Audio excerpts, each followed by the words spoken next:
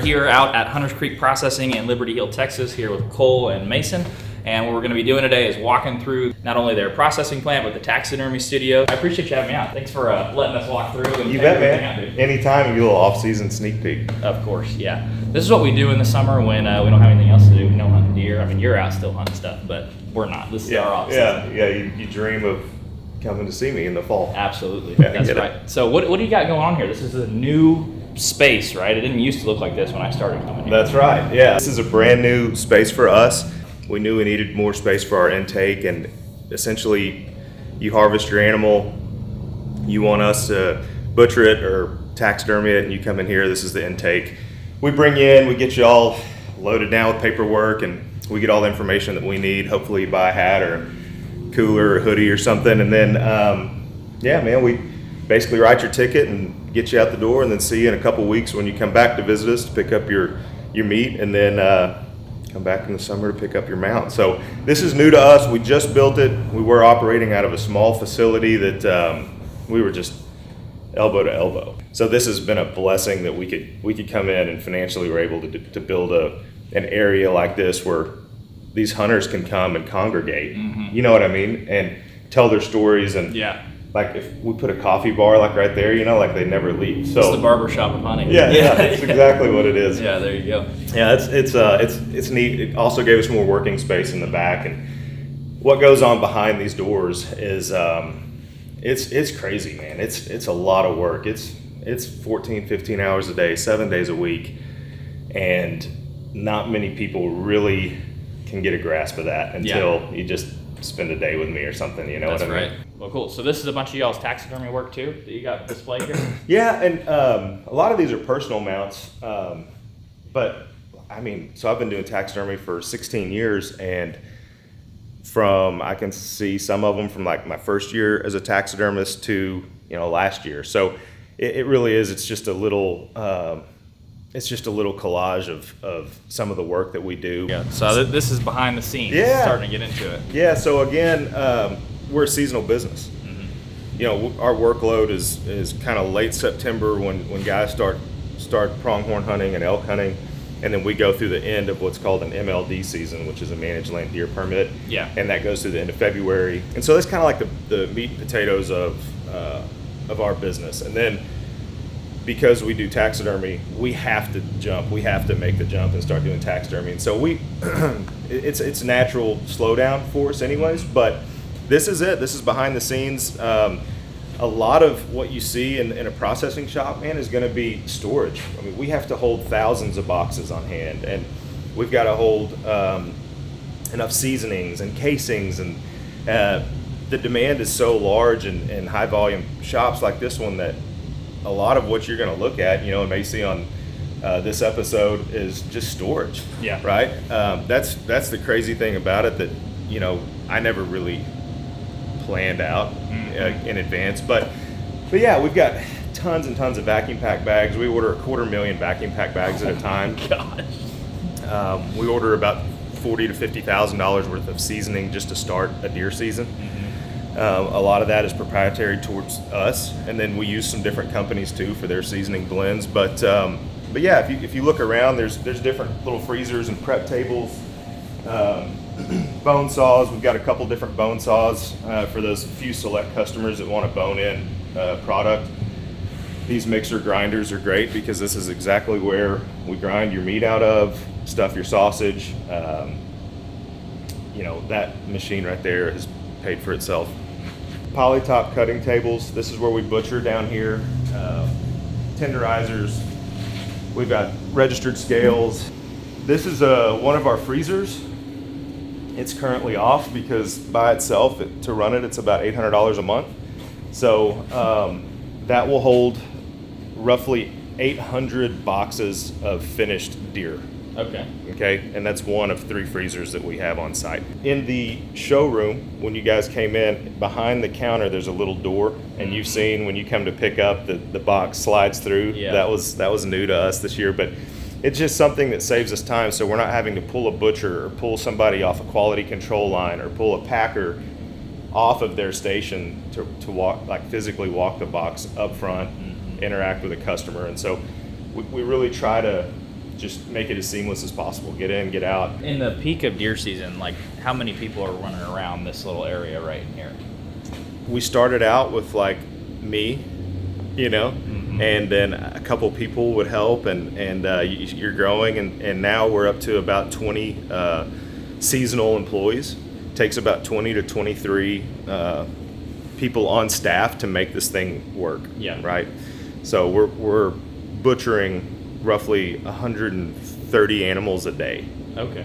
Out of this facility, and that's wild game animals. But we try to butcher 3 to 4 days a week, and then we have to have 3 days a week where we're making a specialty item.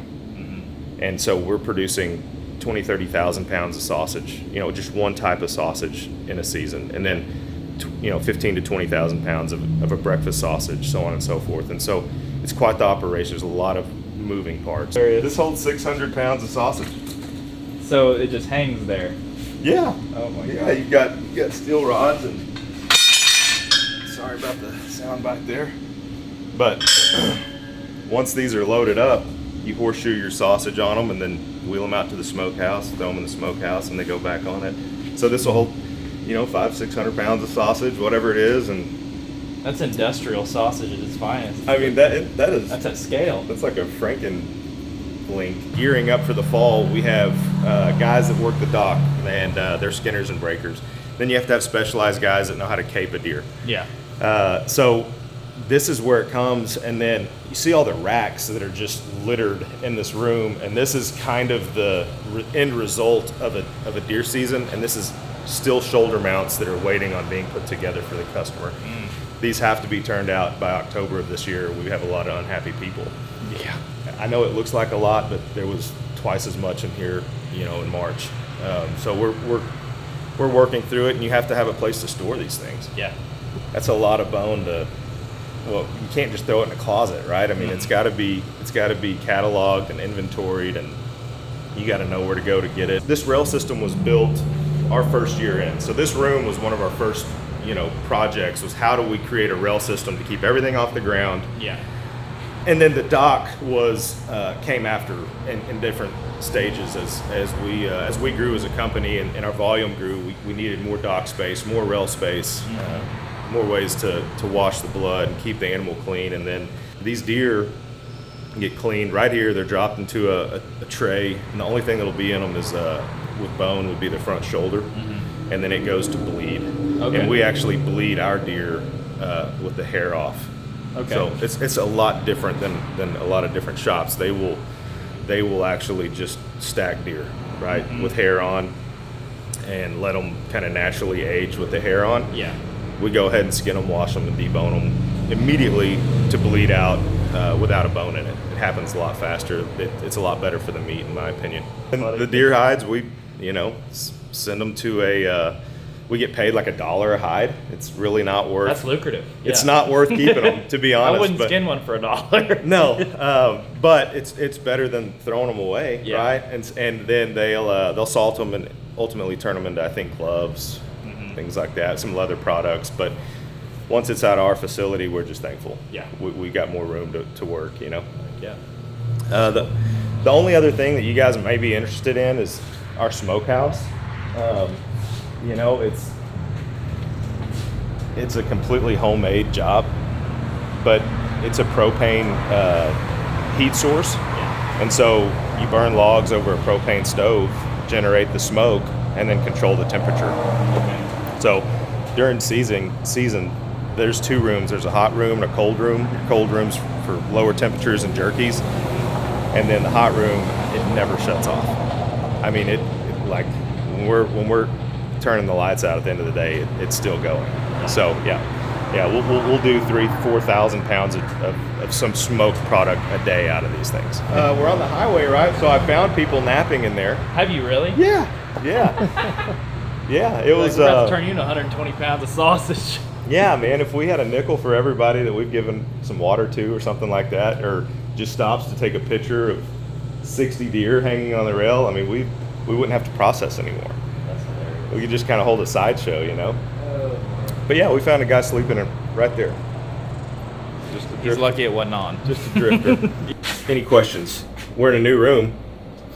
No, this is the love of my life. I love taxidermy racing studios. Every time I see one of my taxidermists in Oklahoma, I just sit in this room and bug him for about 2 hours and just look at all the mounts. So this is like candy to a kid right now. So we're in a different room. This is where you guys do all the taxidermy. Yeah, separate little building, and it's kind of a hodgepodge of growing over the years, but it works for us, right? So our birds are done just right here. This is just some stuff that's drying and mounts that were probably completed on Friday by our bird specialist, and everything is signed off on by me at the end of the day. But like, honestly, man, these guys that work for me, I've trained, and then they just start taking off and flourishing on their own, and so we all are able to help one another. That's kind of the fun part about it. You get to converse and know, like, man, that guy's gonna be stoked about that, you know what I mean, or a hooded merganser or wood duck or whatever, and you kind of dream of where it might spend the rest of its life. This is our finishing room in here. This is all animals that have been mounted and are drying. It's a process. We have our process. Different taxidermists and processors have theirs. But yeah, this is our drying room. These animals will stay in here for like 10 to 12 days. And what exactly is drying on these animals? Is it the hide to the form? That's a good question. So the hide, when it comes to us, we use what's called an oil wet tan, and so they're wet. They're really malleable. You can stretch them, pull them. You have to be able to do that, and so because of that, they're soaking wet, and then you mount them and you make them look beautiful, and then over the next 12 to 14 days, like, the drying process just tries to unravel all the pretty work you did. And so once it's completely dry and the hide stops pulling away from the eyes, the nose, the lips, the burrs, then you go in and you groom them. You groom them with wire brushes or blowers or high pressure air, different chemicals to, like, acetone will clean a glass eye, but you can't use it on an acrylic eye.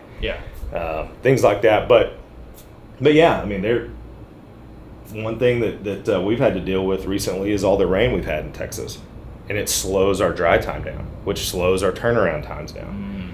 So if we can't get it dry in 2 weeks and it's taken a month, then you can imagine double the amount of deer in here waiting to dry. You start running out of room, and then the animals that you do complete and you're waiting to have picked up, and for whatever reason, they're out of town, they can't pick up. I mean, it starts putting a real hurt on your wall space. It's like, it's art, so everybody with it has a style and they have a look. Like, I can tell different people's taxidermy apart. You'd think, like, it's just a deer, they all look the same, or no, they don't. And so it's really cool. Like, maybe people from the city don't think this is art, but this is about as art as it gets for someone that enjoys this for stuff. A country boy. Yeah. Awesome. No. I don't know when it stops becoming art and just becomes work, but I'm still in the artwork phase, I guess. Sure. We're still proud of everything we put out. We try to, like, help them along in that respect, but for the most part, my favorite type of mounts that come in here are a semi-sneak. I love mounting a semi-sneak. You can put a lot of swell in the neck. You can turn their ears different ways. You can rotate their eyes to where you're seeing either white in the front or white in the back, or it highlights more the antlers to me. I did everything right here by myself for years and years and years, and I cannot bring myself to get rid of this little building. Sentimental. Yeah, we just keep cutting holes in the wall, man. The fewer the steps, the better, the faster we are. But this is where we still mount today. This is a station, right? This is one of our taxidermists, JR. He's awesome. He's fast as heck, very good. He just put this half-life size aoudad together this past week, and it's kind of just hanging out, drying, and so this is one of those West Texas aoudad probably. And some of them have been flown in from New Zealand, and some of them were killed in northern New Mexico, and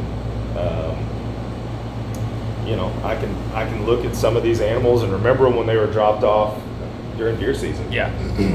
But yeah, you've got guys that want interesting mounts like this black buck, and we try to cater to that. Some of these have to be placed on a piece of furniture, what we call a pedestal, and they're going to live on a floor pedestal. But ultimately, we want this room to constantly rotate.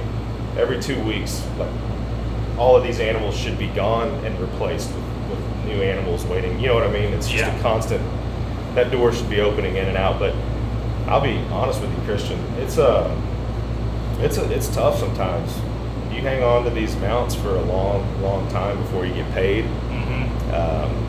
And it's a weekly thing that we go in and we have to dust them. We have to re-clean their eyes. We got to keep them looking good. Yeah.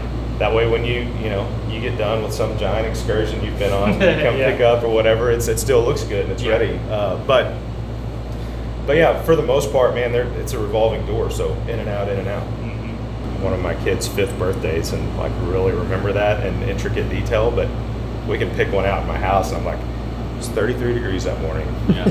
I lost my release. I had to make one out of a willow branch or something. You know, like where does that ever happen that you can remember that? Except in hunting. It's just passion. That's all it is. He mounted a deer one time, and I hated it so much I just cut it off at the neck and start over. And it wasn't a customer's deer; it was a practice deer. It was during his schooling. It's a tough business, right? For a young guy that, like, honestly, you're just not very good at it. Sometimes I'll tell them straight up, like, your meat's green or it smells horrible, like, we can't take that. But you see it quite a bit online a lot about the void. Oh, yeah, it's a real thing, man. You think so? Oh, yeah, 1,000%. You'll find the broken tips of antlers. And they're just in the meat? Yep. If you're a taxidermist and you try to stack your work up against another taxidermist, like, you're going about it the wrong way. He's 180-inch, 185-inch typical 10 with little flyers off his 2s. I can still see it today. You know, that's what I love about hunting. And I thought, this guy has buck fever like I have never seen before.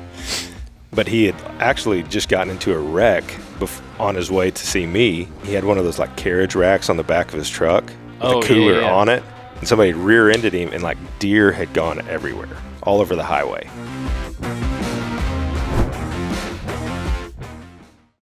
Welcome to the Hunter's Advantage podcast, where a group of budget-minded hunters scour the woods for whitetail bucks and whatever other big game is in season. Tune in each week to hear the hilarious public and private land hunting stories and mistake-filled lessons learned. We believe that every hunt brings us closer to God and that we exist to share the good news. And now, your hosts, Christian Babcock and Jake Gaylord. Listen, guys, we wouldn't be able to do the podcast if it wasn't for you all. So we just want to say that you guys are greatly appreciated, and thank you for following along each week. And speaking of support, we are partnered with Out on a Limb Manufacturing, and I can tell you from firsthand experience, Matt and Chase are great, down-to-earth guys, and they make some of the best saddle hunting products out there. Whether you're looking for a set of climbing sticks or a mobile, lightweight, hang-on tree stand, or maybe you're even a one-sticker. You mean tree Pilates? Yes, tree Pilates. If you've been to the grocery store or the gas station lately, you know that Uncle Joe is doing his absolute worst to take all your money. That's why we need hunting gear that lasts year after year. And trust me, I've been rocking the same Out on a Limb Shakar climbing sticks for 4 years and the Ridge Runner 2.0 saddle hunting platform for a few years as well. This gear is built to last. We can confidently say that Out on a Limb is the best bang for your buck. And it's the best gear if you want to deflate a big old buck. Ooh. Make sure you use code HNTA15 at outonalimbmfg.com for 15% off anything on their website. So if you can show them the same support that you guys show us, please go to outonalimbmfg.com and use code HNTA15 for 15% off at checkout. Now let's get back to the podcast. Hey everybody, welcome back to the Hunter's Advantage podcast. We got an exciting episode for you guys. We're here at Hunter's Creek Processing and Stevens Taxidermy. So thanks for having us. Thanks for showing us around the shop. We're here with Cole and Mason, so that was really fun. You're welcome, man. Thanks for dragging us up here on a Saturday. We appreciate it. Can't ever leave this place. If Monday through Friday wasn't good enough for you guys, this is fun. Yeah, I've been here many times dropping off deer, so it's cool to see the kind of the behind the scenes part of it. Yeah, man. I had no idea you were famous. I didn't know either. Am I? Well, I don't know. I was getting, I guess you did a podcast wearing this hat. Mm-hmm. It's a nice hat. It's a great hat. Yeah. But yeah, people are screenshotting. Who is this guy? Why has he got your hat, you know? I said, I don't know who that guy is. But now working I on know. this deer right And this now. was years ago. This was, y'all were in your infancy probably. There we go. Yeah, that was fun. That was cool. So, you guys usually up here Monday through Friday? You guys not here on Saturdays this time of the year or what? This time of the year, yeah, Monday through Friday, standard work hours. When deer season comes around, it's every day, all day, 7 days a week. Yep. That's awesome. As long as we need to be here, but we try to keep hours just for the public. Yeah. It's 8 a.m. to 9 p.m. 7 days a week during deer season, and then we kind of like ramp it down as deer season dies down, so that we're not just sitting up here. But yeah, we're here sometimes at 5 in the morning and don't leave till midnight. Just depends on what we get in that day. Yeah, that's the fun of owning a business, right? Oh yeah, that's why Mason. That's That's why Mason. He stepped up. We need guys like him. Yeah. I mean, stay busy for sure. It's a trade-off Yeah. between wintertime and summertime. You guys are cooped up here during all the good hunting during deer season too. You got people coming in and out. How do you guys do that? How do you guys make that work? Oh, it sucks. We want to be out there. Yeah. Like, we're hunters at heart, Uh-huh. Yeah. So we find like lots of off-season things to do, especially if you're a hunter and you have a hunter's heart and you drive for being outdoors and adventure and things like that. But, it's one of those deals, man, where this is a seasonal business. When the work's here and you want to pay the bills, I mean, you got to be here. And people expect that out of you. It's almost like kind of being a game warden because your busy time of year is during hunting season. You know what I mean? Yeah. So it's like you get into that for the love of like all the wildlife artistry and actually being out there and hunting. But yeah, I mean, it's just, to me, it's like, it's kind of a trade-off. But I mean, if you enjoy doing it, which obviously you do, I mean, it might make it worthwhile. Well, it's interesting because we kind of it's like a little bit of a standing joke within the guys that work here, but we get to live through you guys. We're the first stop typically after you shoot something, after something's harvested, and even if it's not, people just stop in and want to see what's going on up here. But it truly is a neat profession. We get a lot of happy people, like, generally speaking.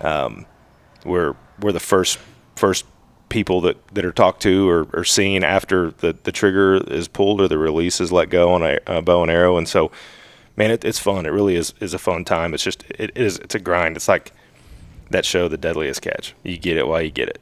Yeah, get in where you fit in. Jake has a landscaping and mowing business, and he's pretty. You're not all the way seasonal. You still do a ton of stuff in the winter, but summer is like your. It's like you go your hard in Super the Bowl. summer, and then that way, when fall starts rolling around, it's like, okay, like I ain't gonna answer that many phone calls. We're fine. So we want to get into obviously the taxidermy stuff and the deer processing, but we're interested in getting to know you guys a little more too. So like, how did you guys get into hunting, this lifestyle? Like, did you guys grow up doing this stuff, or like kind of what's each of you's origin story? And I'll start with you. So, yeah, I mean, I grew up hunting, mainly whitetail, hogs here and there. Never killed one till a couple years ago, but didn't see a whole lot. But, yeah, I was going to college and working here at the time. My grandpa introduced me to Cole. He's a taxidermist as well, so he kind of knew him through the trade.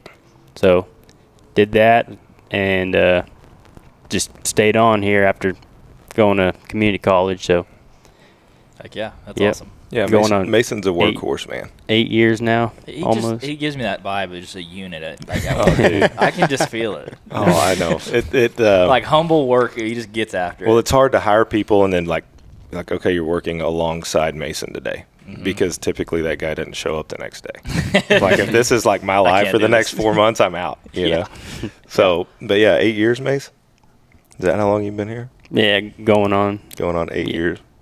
So, yeah, we try to, and I'm obviously biased because I've seen so many guys come and go through the shop. Young guys that want a first job, or people that have worked at a processing shop, in the past. And so when you find somebody like Mason or, some other guys, JR, or guys that have put years in to work for a company and help you build a company, it's like, man, you want them to succeed, you know, and you start like saddling yourself with like their futures. You know, I want Mason to go not only have an adventurous lifestyle, which he loves, and he's not as much of a hunter as he is just he's an adrenaline junkie, right, Mason?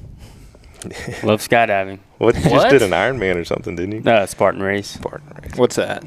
It's basically 25 obstacles, 6.5 miles, and you're timed on the whole thing, but it's Something a blast. That would kill both of us. Yeah, if we tried yeah. to do it. Lots of climbing, running, swimming. You find that enjoyable? Mm-hmm. Oh, well, good for you, man. I got I last. love it.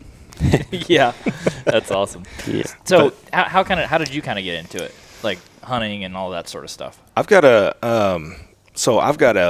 full just life of hunting, man. I grew up in Abilene, Texas. Okay. And my parents they split up when I was young, and my dad he was in real estate in Abilene, and he was kind of working for a company that anyway, long story short, my dad got an opportunity to manage a ranch in northern New Mexico, and it just so happens that it's back then in 1988 it was called the Baca Ranch. And now it's actually the Valles Caldera Preserve, which is like the most legit elk country in the world. It's a 96,000 acre volcano. Oh, so it's a little ranch. Yeah, I'm just kidding. yeah. So like we had that place as a private ranch for 6 years of my life, and I mean there'd be mornings where you're sitting on the front porch looking at what's called the Valle Grande, and it's a 10,000 acre valley, and you might have 300-400 bull elk in a line just walking through it. Or you wake up in the morning and you hear something like knocking on our log cabin, and you look out the window and it's just a big 6x6, right? So like that's how I started life, was in the mountains in northern New Mexico, and then that same family moved my dad to South Texas to another 100,000 acre ranch, which is now owned. I think back then it was called the DCRC, Duval County Ranch Company. And if you haven't ever heard about Clinton Mangus and his shootouts with the federales and stuff on this ranch, it's pretty interesting. But my dad took that ranch over, so I went from northern New Mexico to South Texas, which is obviously two completely different animals. But, from there, just basically got a set of truck keys, right? And then, like, you went to everywhere you didn't get thrown off of to try to shoot stuff and hunt and learn a little bit that way. But after that, college, Texas A&M, wildlife and fishery science, I wanted to be a manager like my dad. I wanted to manage acreage, and then when I got out of school, I think they were paying like technician, guys like $10 an hour. Oh, nice. Yeah. Good living wage. Yeah. I was like, well, this isn't going to work out. So, I knew, and I was married. I got married. I was one of those guys that got married in college. And, I was like, I've got to provide. And, so I just did a lot of soul searching and thinking and praying about it. And ultimately came up with, a taxidermy school, like randomly. Just like woke up one morning, I'd interviewed with like the National Wild Turkey Federation and, just getting turned down left and right. But woke up one morning and I was like, how can I stay involved in the hunting industry somehow, some way?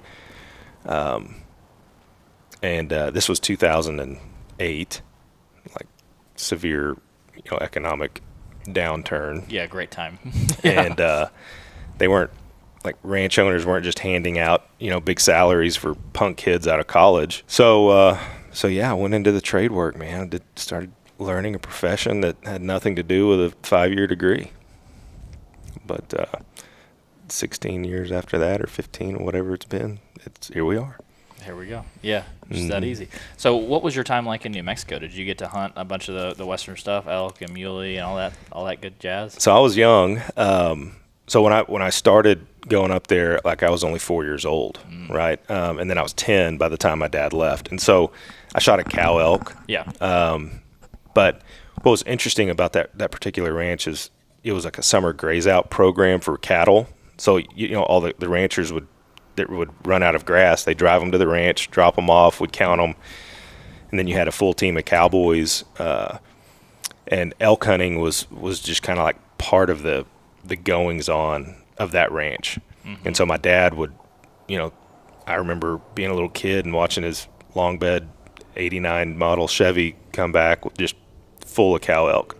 Bow hunting wasn't all that big back then, and so we didn't really have bow hunters, but it was just kind of like a baptism by hunting, and what's I guess ironic is that I haven't been back to the mountains much until recently.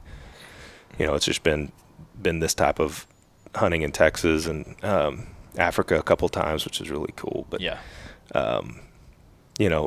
I've just started to get back into mountain hunting. But that ranch, they'd shoot. They have to shoot a certain number of cow elk. Otherwise, they migrate down into like Albuquerque or something like that, and they become problematic. And so they had quotas that they had to shoot a certain number of cows and a certain number of bulls. I think it was like $8,800 back in the day to shoot a bull, and you got lodging and everything, and you got to hunt the Valles Caldera. Now it's a lottery, very few guys get to get on that. Yeah. So I know one guy that's hunted it at all these years, so I know one guy that's actually gotten to go on it, but I mean, anybody can get on it. Yeah. It's a national park, I guess, or a preserve, national preserve. But really cool ranch. Absolutely heaven on earth, man. Hot springs coming up out of the streams and fly fisherman's paradise. It's just, one of those deals that we're driving up Highway 4 and then everybody stops to look at the valley and we pull in the gate. I didn't realize how special that was back then. Yeah. Yeah. I drew a northern New Mexico elk tag this year. Oh, and yeah? So, yeah, I drove through. We went on vacation in Albuquerque one time, and it was cool. We played some golf and hung out in Albuquerque. It's not too safe, but I was like, I want to go elk hunting here. And I put in my first year, and I drew a tag. So awesome. I'm excited. You said archery or? Archery, yep. Yeah, just red or green. That's the two when you sit down to eat, and then once you get that, then I think maybe the elk gods will bless you a little bit if you can make sure you get your chilies right in New Mexico. I hope so. Yeah, that'd be awesome. I'm really excited for that one. I mean, the Western stuff is really, really interesting and fun for me to think about. And it's like, I don't know, everybody's kind of, maybe not every bow hunter does, but we have aspirations of hunting all over. Like, and you go through a shop like this. I tried to get it done in Oklahoma first, but I can't even do that. So, yeah. So is it a rut hunt? It's September. It's an archery, so it's September 1st through 15th. Yeah. So later part. You'll be getting into the screamers, I pray to God I get into the screamers. Yeah. Oh, it's something, man. It's something that's it's just one of those wild. It's like turkey hunting, I guess, but you got a 800-pound bull just that's my kind of turkey. Ready to go. Yeah. So how do you? I think you briefly alluded to it and talked to a little bit about your story, but how do you kind of get into this whole processing and taxidermy game? Obviously, you grow up and there's in the outdoors and dad managing ranches and stuff. But you get out of college and you start doing. You said taxidermy first. That's what you started with. Yeah. So taxidermy school, and then it's a tough business, right? It's for a young guy that, like, honestly, you're just not very good at it. You know what I mean? And you're trying to be in production to where you want people to pay you and be happy. And so it's tough. I mean, it was a little bit strange in that I just didn't mind that part of it.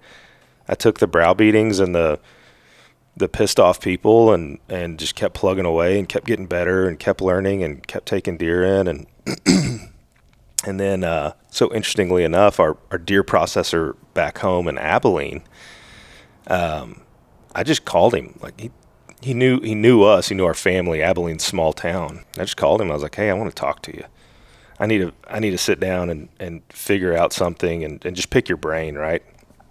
And so we just had a conversation one afternoon on his back porch, and I was like, I think we can process deer in the hill country, and I think I can do it. And he's like, cool, man. You got a couple $100,000 on you?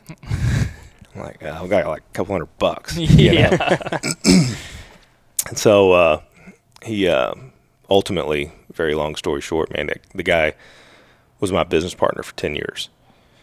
And he completely funded this place for 10 years. And then after 10 years, and I fulfilled like my contract, my contractual obligation with him, then he, wrote the business over to me. So that's how my story went, right? Like that's how I got funding to do it. And not only did I get funding, but I got a guy that had already been butchering for 30 years. That's a help. And so when you can call a guy like that every day, day in, day out, and he's vested, right? It helps. It's a huge help. And so if there's a young aspiring butcher out there that wants to do something like this, like you've got to get some sort of help. You've got to have that guy that, not your dad, not your brother, and maybe those guys can like give you some encouragement. But like honestly, my dad was like, dude, I just paid for this education. You're not even using it. Yeah, he's so he wasn't like a naysayer by any means, but he had his doubts, right? And now he's the most proud human being in the world for me. But it's just like a success story in that I think 90% of like new processors and taxidermists fail, or they're gone within a few years. So we just kept pushing and driving, and kind of never let anything stop like the end game, and that was to become one of the largest processors in the state of Texas and ultimately the nation. And like we're not there yet. I think there's some bigger companies out there that do it. We do a lot, man. I mean, it's a pretty extensive operation around here. Yeah, thousands, right? Like, and Mason can tell you, man. He's in charge of. He's in charge of a lot of our work on the dock that you saw, our intake, our flow. He makes sure that our guys are getting trained up, and we don't go home until those animals are taken care of. And that's a policy and procedures thing. It's implementation. But that's long. To answer your question, that's how I got in it. Was it kind of found me. I just thought, where's the money at in this deal? And then ultimately ended up liking my career. I don't think that happens a lot, but no. I mean, taxidermy is, like we were talking about earlier, it's art.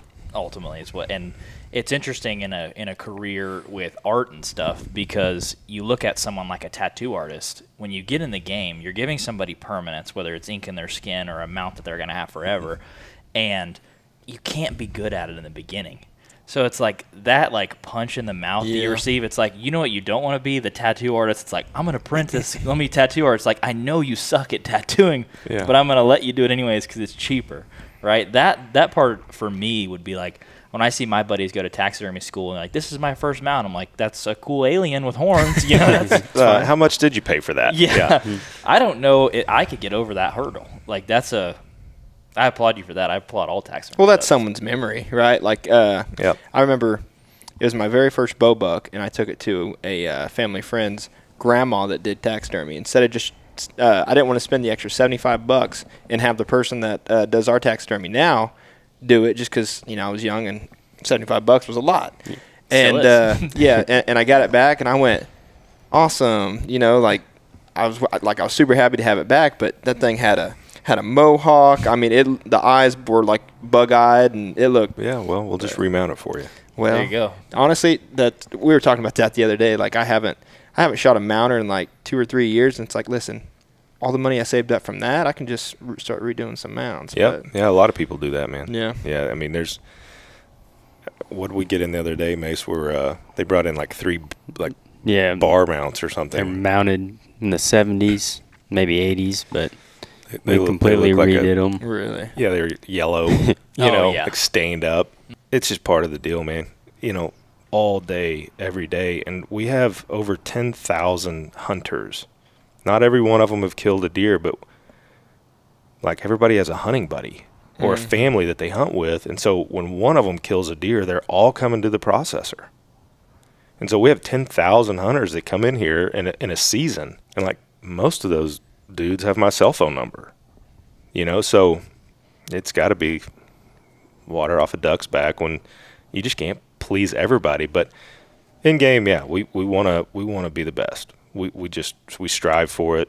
We're trying to stay with the curve of taxidermy right now. It's a changing game, and it's different than it used to be. So, you know, we're always trying to add something new to our arsenal of how we mount that deer, how we make it look alive, or you know, and that's just one facet of the business. It's the processing is what occupies the other 5 months of our time, you know. Yeah.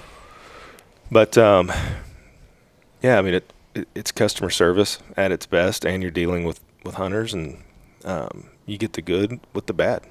So is the customer service part probably the most challenging, or is it like actually trying to combat like everybody bringing the deer in at once? You kind of get what I'm saying there? Yeah, I know exactly what you're saying. So, like, I don't want to sound jaded, right? Because I'm not. Like, I love my customers. Most of them are like legit. I think of them as my friends. But if they would, like, sometimes, like, on a busy day, man, if they just drop the deer and go, like, that's the half the battle is making sure that, you know, you walk them through all the options and stuff like that. And so the customer service part is definitely difficult, because I have guys that will land a helicopter out there, right, to drop off a cooler full of meat. And then I've got a guy that can barely feed his family that wants it all ground up to save as much money as he can. And you have to cater to everybody. Mm-hmm. And then couple that with 3 months of 14-hour days, and you have to have that smile on your face, you know, and somebody just chewed you out for they didn't get all their deer meat back, right? And as long as there's been a processor, there's always been that. And so you just deal with it as it comes, man. But like 99% of everybody's like cool and happy. And if there was a way to like a key drop, you know, like just drop the deer, like we'd have it out like no time. But hopefully that answers your question. No, it did. Something when we were walking around, I had a question is like it's the dead heat of summer here in Texas, right? Mm-hmm. And you still have a lot of racks hanging from those cable things. Yep. How do you go about sorting and like keeping basically how do you go to organize all those racks in like the heat of the hunting season? Yeah, when it's just they're pouring in, you know, and how do we keep them separate from one another? And Mace, you just did that, so yep, filled this question. So we got everything is numbered and has the last name on it, and each one of those tags has a work order that goes in a specific binder based off what it is. So everything stays organized. I mean, even the horned animals, we'll tag those. We'll drill a hole through them so we know, don't lose that tag. But, yeah, it's just all about the numbers. Yeah, ultimately, the antlers have a number that matches the paper that has a number that matches the hide that has a number that matches a cooler that has a number. And so, you know, it's what's tough is like the guys that want me to cape their deer, and then they want to take the antlers home to show their buddy. Because then, you know, I don't know if it's a safeguard for them, like they think I'm going to lose it, or, you know, they just want it or they're proud of it or whatever. But it's like when it's time for us to mount that deer, you need it. I got to have them. Yeah. Because if I don't, then you just lost your spot in our production, and it might take me a couple weeks to get back around to it. And then it, you know, scares the hell out of us because we're like, where did this guy's antlers go? Yeah, his rack's gone. If we don't put on that paperwork, customer took antlers home, then we don't know. you know, and it's just one little thing like that and it has happened to where Mason and I, for 3 or 4 hours, we're looking for a set of antlers that aren't here. Oh, you know what I mean? Upset you. Yeah. Not fun. Yeah, I can see that. Well, then the call, you know, hey man, this is Cole at Stevens Taxidermy. Did you take your antlers home? You know? Yeah. And pray to God they say yeah, but Because I got them right here if you didn't. because I want to show them to you again before I mount them. But it can get interesting, I guess. But honestly, I've lost like one. I've lost one head out of tens of thousands. And what do you do in that situation? Apologize? Yeah, I can tell you. I mean, I remember it like it was yesterday, man. It was like one of my first, years in business, and the guy had shot a crazy horn spike that had like this drop handle bar thing. Like, the antler kind of went down below the ear, and he threw it in a corn bag and then just dropped it on my dock. And I think we got to talking or something, and like I went back to like find it, and it was just like gone. Like one of my guys either tossed it or something like that. It was a spike, but it was important to the customer. Oh, yeah. So therefore it's important to me. But yeah, sorry man. Sorry about your luck, I guess. Yeah, I mean, don't crucify me online. Yeah, it's not coming back. Yeah, I'm curious. Like you always, I've really been interested in deer processing because we used to take our stuff to people back home in Northeast Oklahoma, and it just seems like more and more you see those places are like non-existent anymore. Like we have a massive shortage of deer processors around the country, to the point where a lot of people aren't even shooting deer because I don't want to process it myself. Yeah, they don't want to deal with it. Yeah, I'm not gonna shoot one. Why do you think that is? That's a great question, man. I have a guess. I don't think this is the answer by any means, but I just think it's one of those trades that's just like dying out. It's just the old guys that, let's back up 100 years, right? There wasn't a commercialized processor.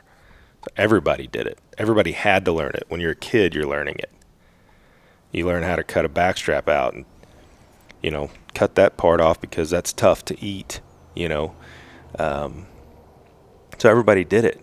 And then processors started coming in, and then ultimately the trade just dies off. And so you're relying on somebody else to do it, which is great for us. But I think to answer your question, I just think it's one of those trades that it's very expensive to run the type of equipment that we run, to run the coolers that we run.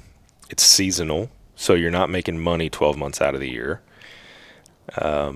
Your help is a huge part of it. Hey man, I'll hire you, but you're done in February, right? Nobody wants to sign up for that. It's hard to plan your life around that. Yeah. Yeah. So we got to get creative. We have to get creative with how we do it, but it can be a lucrative deal. It can be a lucrative business, and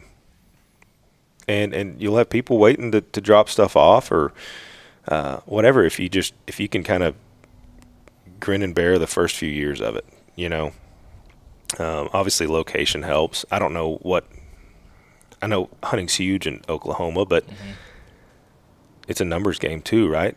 You got to be able to pay for like our electrical bills, like $2,400 a month. So you got to be able to pay for that. You got to be able to pay for your overhead and all the breakdowns and the leading up to season, all the supplies and things you have to have. And and so as far as the shops go, I think there's people that are still out there that are like damn good at being a butcher. They just don't want to own a shop and do it for somebody else, and it's especially like the old guys that had to do it, that have the arthritis, and they're like, I'm not doing it anymore. Well, that, and you're not immediately paid, right? Because they're dropping it off, and then you got to wait for them to come back and get it. And they could be out of town, they could be maybe just not have the money, or hey, I get paid Friday, and so you're in one of those things where it's really hurting you on the other end of the stick. Yeah, we take a deposit, right? Oh, yeah. we used to like do the old buddy system thing, and that'll burn you faster than anything. So we take a deposit. We try to like ensure that deposit is covering our costs. It's crazy, man. I mean, we have whitetail deer that they're turning into a $500 ticket item with sausages and tamales and jerky and. I got a can of your meatloaf at home. There's a bunch of different ones. Oh yeah, yeah, that meatloaf, man. We'll put some pounds on you, but yeah, you pray that they come and pick up. That's the bottom line is you pray that as a business owner that's like each box out like is one little guarantee that my kid gets to eat or have the shoes or sign up for the baseball or the football team or whatever. That's just a business owner. I mean that's across the board. But yeah, you're right. We get stuck with a lot of product, a ton of it, and it typically always boils down to finances. People just they bit off more than they could chew. I understand it. It's tough in this economy, but Yeah. I mean, it's crazy. You never think, all of us obviously love hunting and shooting stuff and eating it. I would never think people would leave stuff behind, but there's a taxidermist that we've used up in Bonita. He has about 170-inch typical that is like 20 inches wide. It has a 6-inch unicorn point coming out the top of its head. A dream buck. I mean, He's a huge. wet dream buck for me. Yeah. And I asked him. I go in there all the time, and every time I'm home, I'm like, "Why is this buck still here?" He goes, "Guy doesn't have the money to pay for it." I said, "I'll buy it from you." And he was like, "Oh, I'm still waiting on him." I was like, "It's been 2 years." It's like, "Well, at what point are you going to get rid of that?" Yeah. He's got a showroom that probably only holds 20 or to 30 deer. Yeah. And that one has sat in there for 2 years. Yeah, that's probably a good dude, man. Yeah. He's probably just a real good guy that doesn't want to break somebody's heart. It would break my heart if if I wasn't able to pick that thing. I would have sold my truck and downgraded to go get that thing. Yeah, there's been times, honestly, where I'm like, hey, we're going on months, right? And I've sent you the letters and like, do you have anything to trade? Like, I don't want this deer anymore. I can't. It doesn't mean as much to it doesn't mean as much to somebody else as it does you. Bring me something of value, anything. And so you fight and claw and scratch to get paid on them sometimes. But yeah, you'd be surprised, man. You'd be surprised who pulls the trigger at some ranches and doesn't care at all about what they just killed. And that's a sad truth. What do you do with someone who's like, no, I'm not picking up the deer, I'm not picking up the meat? What do you do with that? Legally, we can sell it. It's like a commodity, you can't so on the processing end, you can't legally sell wild game. Okay. It's crazy because I got friends trying to buy it constantly. I'll buy that deer meat off you. Yeah, you can have it. Did you see that? Not for sale. Yeah, so our packaging has to have not for sale on it. But it's so weird. There's like so many gray areas that people figure out. They're like, well, what if I just like leave a donation? Like, oh yeah, I guess that's different from buying it. It's not, right? You cannot like change out. You can donate deer to people. You can donate it to your buddy. They can bring it in here. We can process it for them. We can actually act as a donation hub for them. But once like that deer has been processed and then forfeited, right, it is really hard to get rid of it legally. So we donate to food banks, and the Hunters for the Hungry program is I guess that's out there. We just typically deal locally with like our pantries and shelters and stuff. But yeah, it's crazy because it's like good, clean, organic venison that would feed a family, and it cost you a few bucks a pound versus the grocery store. And we've all been there lately. And so I don't know why anybody would leave it behind, but they do all the time. Yeah. Well, it's more than a few bucks a pound. My $1,500 bow didn't pay for itself to go kill that deer. Gas and all. You add all that up, and you're like, dang. I'm just talking about my part. Your part. Your part. Understand. Yeah, it's affordable. It's all the extra stuff that I got to put into it to justify to kill one. That's what it is. Oh, that's funny. Yeah, the Hunters for the Hungry and the food bank and stuff. There's so much food insecurity, especially like in. Obviously it's in Texas. Any metro city in the friggin' country, you can see that. Yep. And we have this plethora of wild game that could service a lot of these needs, but you see it especially you see it a lot in Oklahoma. There's not a lot of these processors to do it. And I wonder, is it like the financial incentive for a processor to do it? Like the cost, because they're like, well, if I could just drop it off and the processor could clean it, I'd donate a lot of my meat and stuff like that. I'm like, yeah, but there's someone in the middleman that has to get paid too. They're not doing it for free. So that's an interesting thing, because there is such a good source of clean organic protein that's out there running around with 4 legs that could solve a lot of this. Oh yeah, yeah. I mean, we get what I don't even know anymore. There are 5 tags on a Texas resident. There's a lot. Tag 5 or 6, and they're not big deer, right? You're hoping to get 30 pounds or 35 pounds off of a little buck or a doe or whatever, but that's why they let you shoot 5 or 6 of them. So we have people donate, deer all the time, which is great, man. It really is good.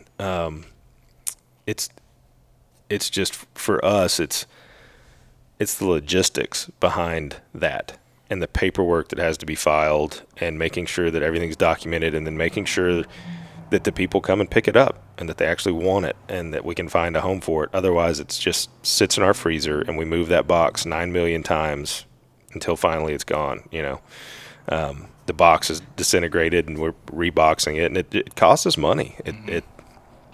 It's a suck, Nobody here likes it. We hate when boxes get left behind, because there's not an automated picker in the freezer that, like, row 6, column 2, and it picks your box. I mean, it's us. It's brute force. It's physical labor that moves these things. So, yeah, it's tough, man. But I see exactly what you're saying, Christian. Like, there's a source. Like, there's tons of people that want it, right? It's just a matter of, like, making it a legal transfer, and you can give it to whoever you want to give it to once it's processed, but you have to pay for the processing. So I don't know. I know in COVID, it was some of our busiest years. I mean, Mason can tell you some stories about us having to rent 18-wheelers to throw deer in and stuff, and just to have the space to keep them. But I mean, we had game wardens coming to us wondering why there's tagged deer in bar ditches and quarter deer in bar ditches. That, every processor in the state of Texas shut down. They could not take any more deer. We were the only company that stayed available, and we did it by renting diesel freezers. And just like, hey, man, your turnaround time is awful right now, but I've got 1,000 in the last 4 days. Oh my God! So I don't want it to ruin. And what was happening is that these people would leave a processor and they would go and dump it in the bar ditch. They didn't know what to do with it. Had no idea. So that you guys saw the runoff of COVID. People are not working; they're at home, so they're outdoor recreating, and so everybody's just killing deer. They're just slaughtering them and bringing them to you guys. Oh yeah, yeah. People that didn't hunt started hunting. People that might have been like adamant about, I'll never kill a deer, were like, I've got to get outside and kill something. That was just a tough time for everybody. But we had no idea going into that particular deer season that all the supplies we had pre-ordered and everything wouldn't last us through November that year. Is that a great problem to have? Is it an anxious-filled problem to have? Like, what are you guys feeling? Like, you're out there on the deck. You're like, oh, sweet, number 250 for the day. I'm pumped. Like, how was that for you? I mean, we were anything that wouldn't shoulder mount in that particular time. We were keeping all the shoulder mounts, and then every other deer we were throwing in the 18-wheelers to freeze. And then once we'd catch up a little bit, we'd pull 30 out every day. Let them thaw out. How many people did you have out there working at that time? Oh, 5 or 6? Not enough. Yeah. Not enough. Not and then enough. You just pray that they didn't get sick or that they showed up the next day. But I remember by the end of the season, it was like 4 of us. It was just brutal. Yeah, that was a crazy time. Gosh, that'll weigh on a guy. Well, there's a clock on it. I think the season's like typically between 100 and 112 days or something like that, and that's the meat and that's the bulk. Right. And bow season is a good training time for us. It's slow. Once you get through January, it starts to kind of slow down a little bit, but you're in the throes of it when January and that spike in doe season, and everybody's tired. Everybody's quitting on you as a business owner, and they're just done with it. And so you find yourself up here with by yourself or with the guys that your masons or your whoever else. But if you don't do it, it goes bad, right? And then ultimately that falls on me. And legally, like with Texas Parks and Wildlife, if I spoil your meat, then I could get a ticket for that.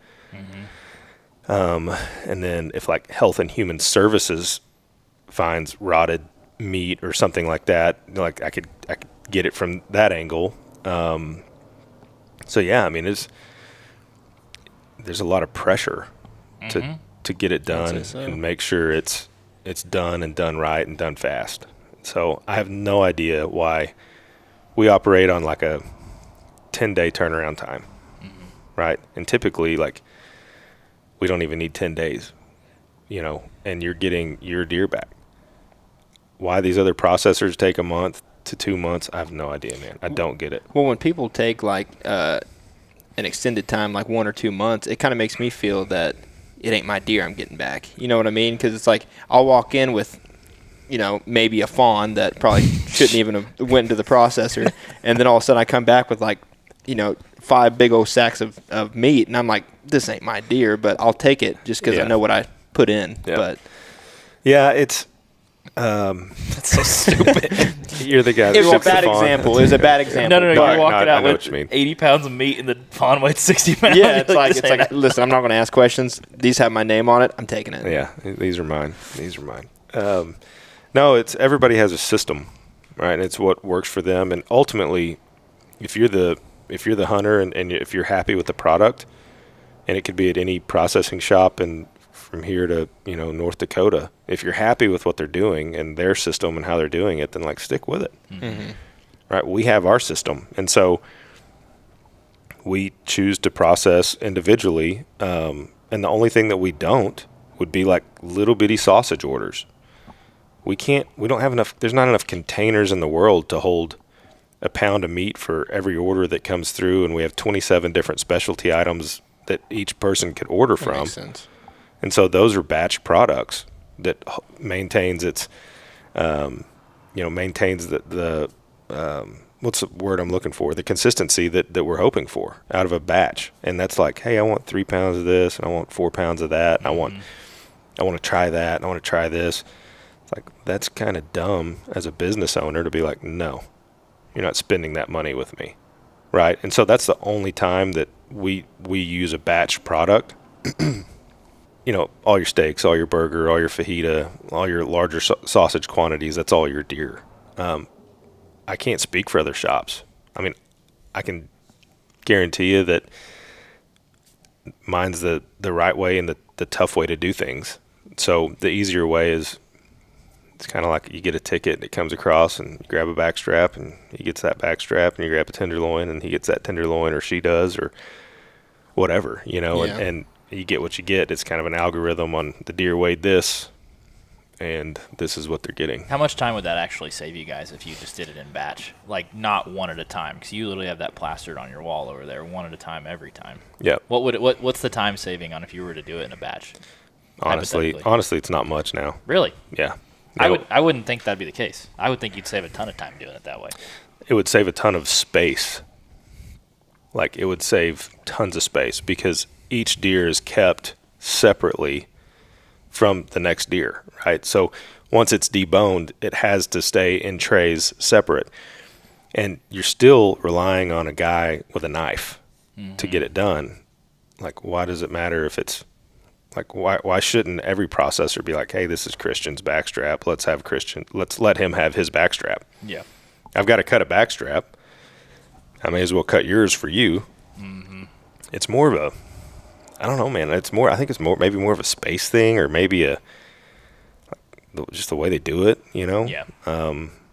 But, you know, maybe a lot of it too now, and at this stage of the game, is like maybe everybody is like doing more individualized processing, and it's just one of these deals that hunters are worried about because they've been burned in the past, you know? So I don't know, maybe it's not that big of a deal anymore. Maybe, but I see what you're saying. Like, yeah, you go with a fawn, you come out with 50 pounds of meat, there's something off. Yeah, well, because I think, I mean, at least from my perspective, if I drop it off taxidermy and I pick up the meat, I kind of expect, like, hey, this is my deer that I'm taking home as well. Yeah, and I hate that, man. Like, you know, there's fawns that are killed every year. I mean, we do a lot of them.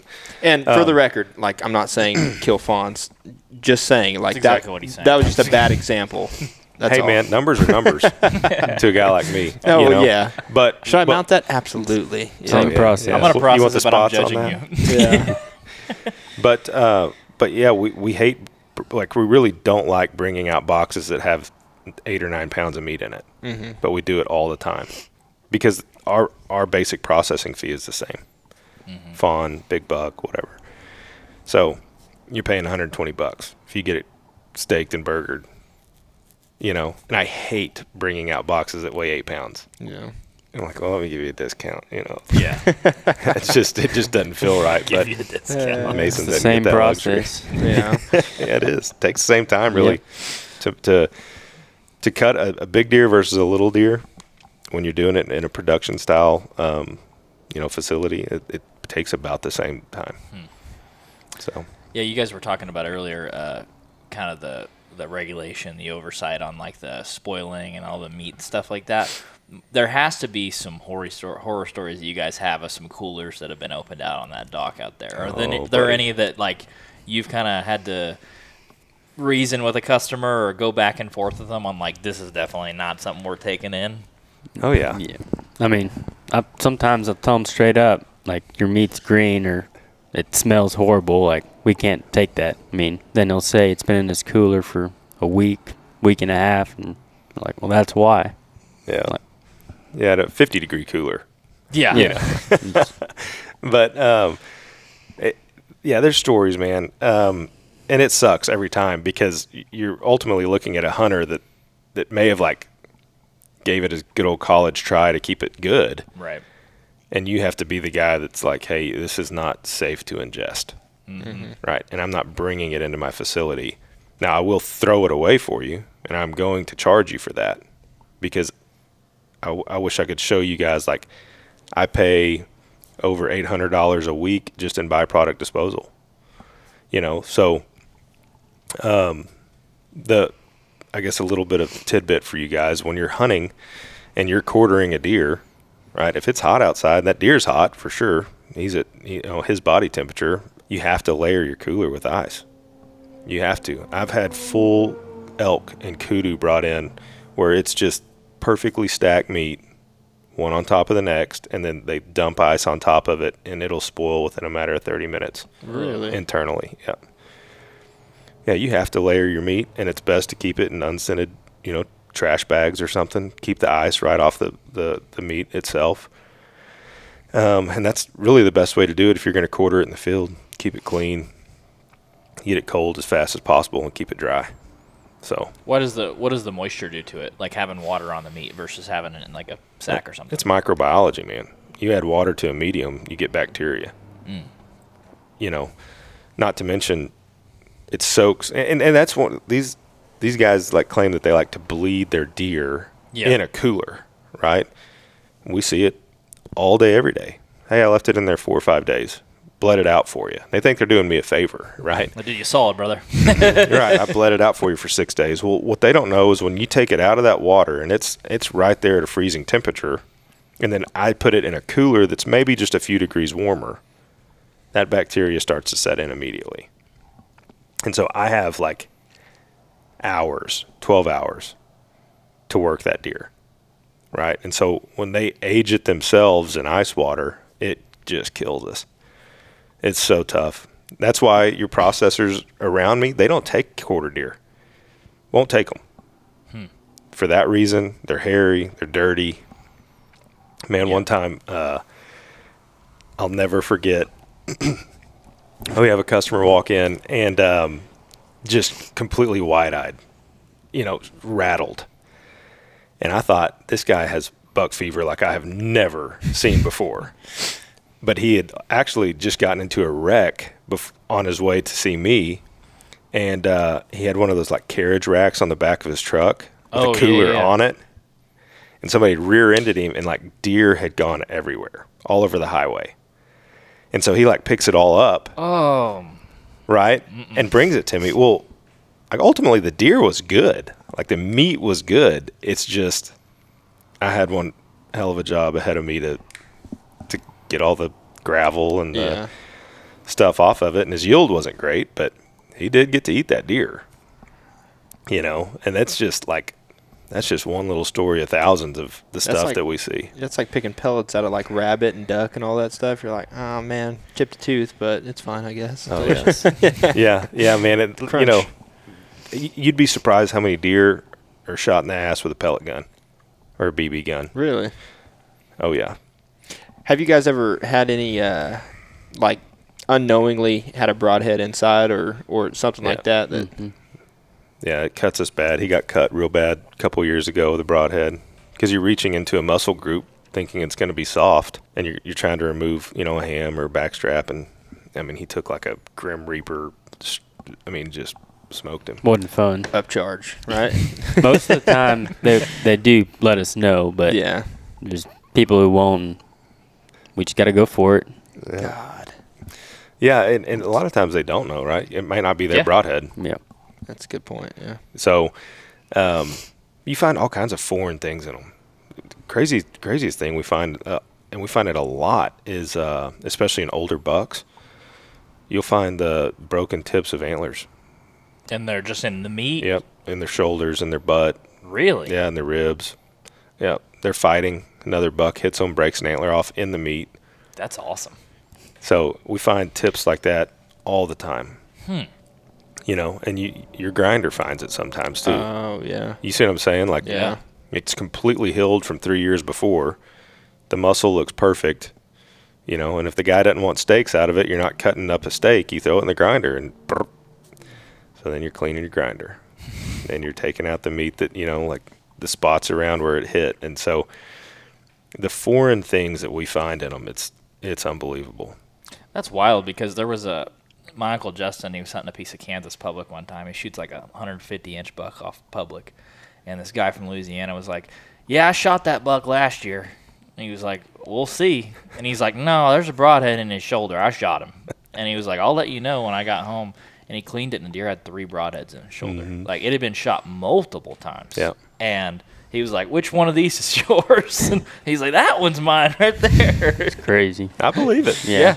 I believe it because we've seen it. And that high shoulder shot or whatever, that typically if it shocks that spine, it's going to drop that deer. But most of the time, that shot is somewhere, just below the spine and a little further back than they thought, and you'll get a big scar through the back strap a lot where that bullet passes through. You'll see it. And so where that kills us is, we have to cut out a 4-inch section of the backstrap on both backstraps because there's a giant scar that's running through them on somebody that strapped a deer with a bow or a rifle. But it's tough to explain that because they're like, well, I didn't see any trauma. I didn't see a scar. It's like, well, we didn't either, but I'm just letting you know what we found. Yeah. But here's a pretty good argument. So we had the Ranch Fairy on like 2 days ago, and you know who the Ranch Fairy is, right? Like heavy arrow setup, single bevel broadhead type of guy. So for guys that run a processing plant, do you find more like expandable broadheads or fixed blade broadheads in deer? Both. Both? Yeah, it's equal. Okay. Yeah. Yeah, okay, so the thing that with expandables, though, is you find them in pieces. They're not ever together. The ferrule is disconnected from the blades, and they're snapped off at the threading, and the tip is somewhere, they just explode. So if they're not built right, if it's not of good construction, you're finding blades and pieces of it, just like a grenade went off in them. Well, I was really hoping you'd be like, yeah, we find a lot more expendables within the body cavity than fixed blades. You know, just give me peace of mind because we shoot fixed now, so I'm thinking like. So a fixed is good, right? Yeah. Just one thing that we notice is a fixed doesn't do near the damage. You might get better penetration, right? And like as a hunter, I have my own opinions about it. Right. But as a processor, like you get better penetration. Typically, you're not. You're getting up and underneath and sticking under that opposite shoulder, but you're doing the same thing with expandables. But the cutting diameter is just like it's like boring a hole with a fixed blade. The expandable, it just seems like it does a little bit more damage. Yeah, for sure. There's no doubt about that. You know, it when you open them up and you can see the carcass and it's just a mess. You know. So when you're finding pieces of the expandables, is it typically when it's encountering bone, or is it just in the meat in general? Like, it could be anywhere. It's weird. It could be on the entry side, on the top part of the shovel, you know, or the scapula. Might have one piece of blade, and then as it travels through the bottom part of the spine might have a little bit, or it could be just sitting, you know, stuck against the inner rib, and then it could be up against the opposite shoulder. Obviously, we don't find every one of them because people get pass-throughs. So sure. We're talking about the ones where they're encountering some bone, and that's fixed or mechanical. You got to be in that front quadrant hitting some bone and tearing some stuff up. But I can't tell you how many times we found them just old broadheads, you know, from years before, just stuck in random bones and spots, you know, in that carcass. Where's the weirdest place you guys have found a broadhead that you're like, this deer shouldn't be alive? Like, have you found one in a spine or like screw back? Have you really? Oh yeah. You found deer hitting the spine that like totally didn't drop. Yeah, if it doesn't sever their spinal cord. I mean, I'm not a specialist in we aren't anatomy, either. So whatever you say, we'll believe it. Yeah. Yeah, they'll be stuck. You know, they're and maybe they're not like in it, but like up against it or healed to it or scarred up against it. You know what I'm saying? Yeah. So I think the term stuck in it would be like it actually penetrated some type, but a lot of times it doesn't have to do that. It just like its resting place is then scarred over up against, you know, something. Find them in their neck, you know, hogs, you find them in their head, their skull when you're doing a European mount, find them in their jaw. People intentionally trying to head shoot them with a bow? Oh, yeah. All the time. Can barely get through the hide. How am I going to get to their freaking head with an arrow? I don't know, but it's evidently a popular thing to do. Yeah, I mean, it's doable. It'd probably make a sick European mount if it worked out. Tim Wells did it. The grizzly bear? Yeah, and his recurve, yeah. Yeah. Did he do that intentionally? I don't think so. There's no way you just someone asked him whack about a that, 10-footer. and I don't know what video it was, but he was like, yeah, I just pulled it back, and he said, wherever the arrow wants to go, I'll just let it go. And I'm just like, oh. I mean, that's the way he said it. He probably didn't mean it like that. If it hit there, I don't know. I don't think he was please drop, please drop. I mean, you got to think like a grizzly bear Patriot probably arrow. has a head like that. So, I don't know. God, that was brutal. I mean, he's obviously very good with, you know, his recurve. I wouldn't chance it. Yeah. I mean, that's not the animal you want to piss off. The dude ran out there like if it's the clip I'm thinking of. He just like runs out there by himself and just, here we go, let one fly. Loops one in there. Yeah, just kind of roped it in there and just dropped him. That's pretty reckless if you ask me, but that was wild. But you see it quite a bit online a lot about the void, that piece of a deer that, you know, obviously below the spine but above the lungs. What are your guys' thoughts on that topic as a person who sees deer anatomy all the time? Oh yeah, it's a real thing, man. You think so? Oh yeah. Yep. 1,000%. They just, whatever you want to call it, no man's land or, you know, the void, or just you pulled the shot is what happened. I call it 6 profane words in a row. Is what I call it. And what typically, man, like just from a lifetime of hunting, I've had deer that you see them just drop, right? And then they start kicking, and then the head comes up, and then they're gone.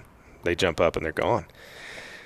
And just let it happen one time, you know, and figure out that you need to keep that gun on that deer or get another arrow in that bow and shoot that sucker again while he's on the ground.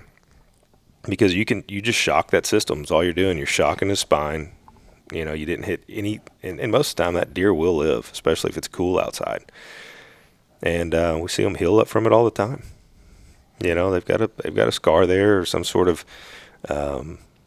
evidence that they've been shot before, and broken rib, whatever it may be. But if that deer drops and then his head starts coming up again and his back legs are also working, you need to shoot that deer again. Mm-hmm. They got a will to live like nothing, nothing else. Yeah. Yeah, if their head comes up and their front legs work and they're dragging, then you're going to find the deer. But when their back legs are kicking and their front, their head comes up, then you better start sending lead, bud. Because the no man's land is a real deal. And especially when you get further back, like you're talking about, I think, up, just right up above the vitals and below his spine. It's basically strapping it, or getting a little, you can hit a little high, you can hit a little low. And completely miss anything vital. That makes me feel better because there's been a few occasions that I'm like, they're unexplainable. But, yeah. But then we spoke with a tracker, and he was like, yeah, well, when we go to track animals and stuff, it's like people think they hit it in a certain spot, and then if they recover the deer, it's like, oh yeah, they'll say they hit it right here, and then all of a sudden they walk up to it and the arrow's out of the butt. Mm-hmm. And so like I don't know, like there's other people that are for it and then against it, and I don't know. Like who's that one guy that studies the anatomy that we seen at the ATA show? Brian Johnson's, I think, his name. Yeah. He's really obsessed with like deer anatomy and that sort of stuff. Like he has a bunch of 3D models of ribs still in, but like taking away the hide. Yeah, that's what it was. He was for it, against it. He didn't believe it existed. Okay. The void. He didn't believe it existed. Mm-mm. Has he ever killed a deer, or does he just study it? I don't know. That's a good point. I'd hope he killed a deer. He had a lot of kills. He was super energetic about it, so I don't know. I believed him. I don't know. Send me an email, man. Come spend a day up here. So you look around and you see all these exotics and all that stuff. Like, I'm kind of curious to know, like, what has been your favorite type of meat to, like, try off? I mean, I assume you've shot a lot. You said you went to Africa and all that stuff. So, like, is deer meat your select? I mean, there's a lot of people that say elk is, but what's your perspective? Mace, what's your favorite? Well, my favorite personally probably going to be Axis. That's actually probably most people's opinion on Axis. Better than everyone. Everyone who shoots an Axis brings it in. Mm-hmm. Yeah, I mean they love it. But there are people who do like elk. Some people even like hogs, but not many. Yeah. But you got those crazy hog guys, man. Really? Oh yeah. And they're crazy. I love them because there's a special breed, and they're bound and determined to like I shot a boar hog and he's going to be good, and so we'll cut it for you. We'll cut it up and you do it. You do you. I guess my favorite would be, and this is just recently because we've butchered hundreds of them, but I've never tried nilgai. That was my next question. Yeah. And so I shot one. And, oh, my God, even a bull. Like, it was a bull. We did end up shooting a cow for meat, but it's good, man. It's unbelievable. But I grew up eating wild game meats. I grew up on elk, on the Vice Caldera, and then straight to South Texas eating venison. And but we were kind of broke, Like, we didn't have the luxury of these exotic hunts. And the crazy thing is that question gets asked to me a lot, but unless you go hunt it yourself, like we're not taking steaks off the butcher block. You know what I mean? Yeah. And so we really don't know. You just kind of like look at the texture of the meat or like, man, that looks like it would taste good, And so, but fortunately I've killed Axis, love them. They're a great meat, whether it's a buck or a doe. Nilgai's great. Your grazing antelope species are going to be generally very good. And I think some dude did like a palatability rating for them. I cannot remember who this was. Somebody can find this or know what I'm talking about, but I'm pretty sure that he found that eland was like the most superior wild game meat available, or that you could harvest. What is an eland? An eland is the largest antelope species that the world has to offer. Where do you find those at?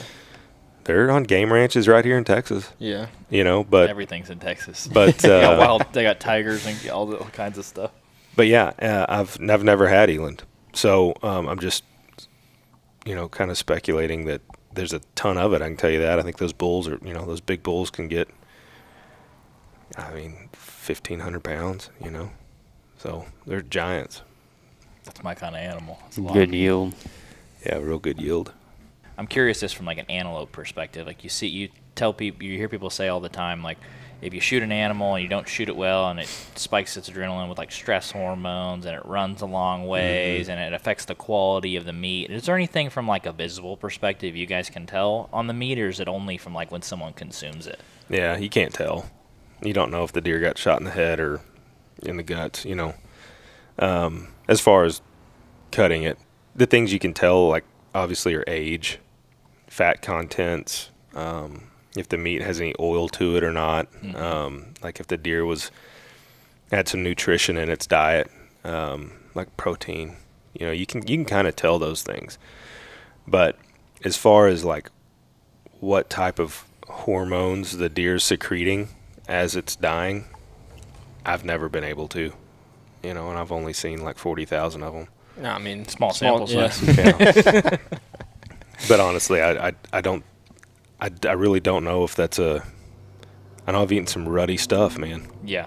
Like bound and determined not to give it to the dog. Like I've eaten some bad deer meat that I've butchered, like some old stuff, and I'm like, That mule deer. oh god, yeah, some of the mule deer. So this lady, we had a funeral in my family a few weeks ago, and everybody was bringing food up and being real nice. Well, one of the neighbors made rabbit stew, and it was like out of rabbits that they like raised themselves at their house. Yeah. And I've ate rabbit before; it's not bad.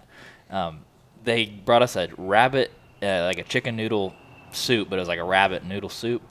And everybody in my family tried it, and there's like, that's not chicken. That's not. They put it in the dog bowl, and the dogs came up and sniffed it and walked away. They're like, throw that crap away. If the dog's not going to eat it, I'm throwing it out. It was pretty nasty. I wonder what kind of rabbit that was. I don't. That was like Bugs Bunny or something, because I thought like meat rabbits were good. I thought so too. We don't process anything that's domesticated, so. Oh, really? No, just wild game. But I've heard that meat rabbits are like phenomenal. So maybe you got some like long-eared jackrabbits or something. Jackalope, something like that. Yeah, jackalope, exactly. So I'm curious. In the eastern part of Texas, you see a lot of the antler restrictions and stuff, but Central Texas and probably all over the state, there's a lot of folks that like feed protein to deer. Right. And have you guys seen an increase since deer management? Obviously, it's been big in Texas for a long time. Have you seen anything on like deer body size getting bigger, deer antler quality getting bigger in this region because of what people are doing with management? Have you guys seen any changes? Let's pick that apart a little bit. So you're talking just about the 13-inch antler restriction? That and the management. Like, are people bringing in bigger deer, bigger body size deer, bigger antlered deer, native like low fence deer? So management practices are obviously always better for the deer, just in general.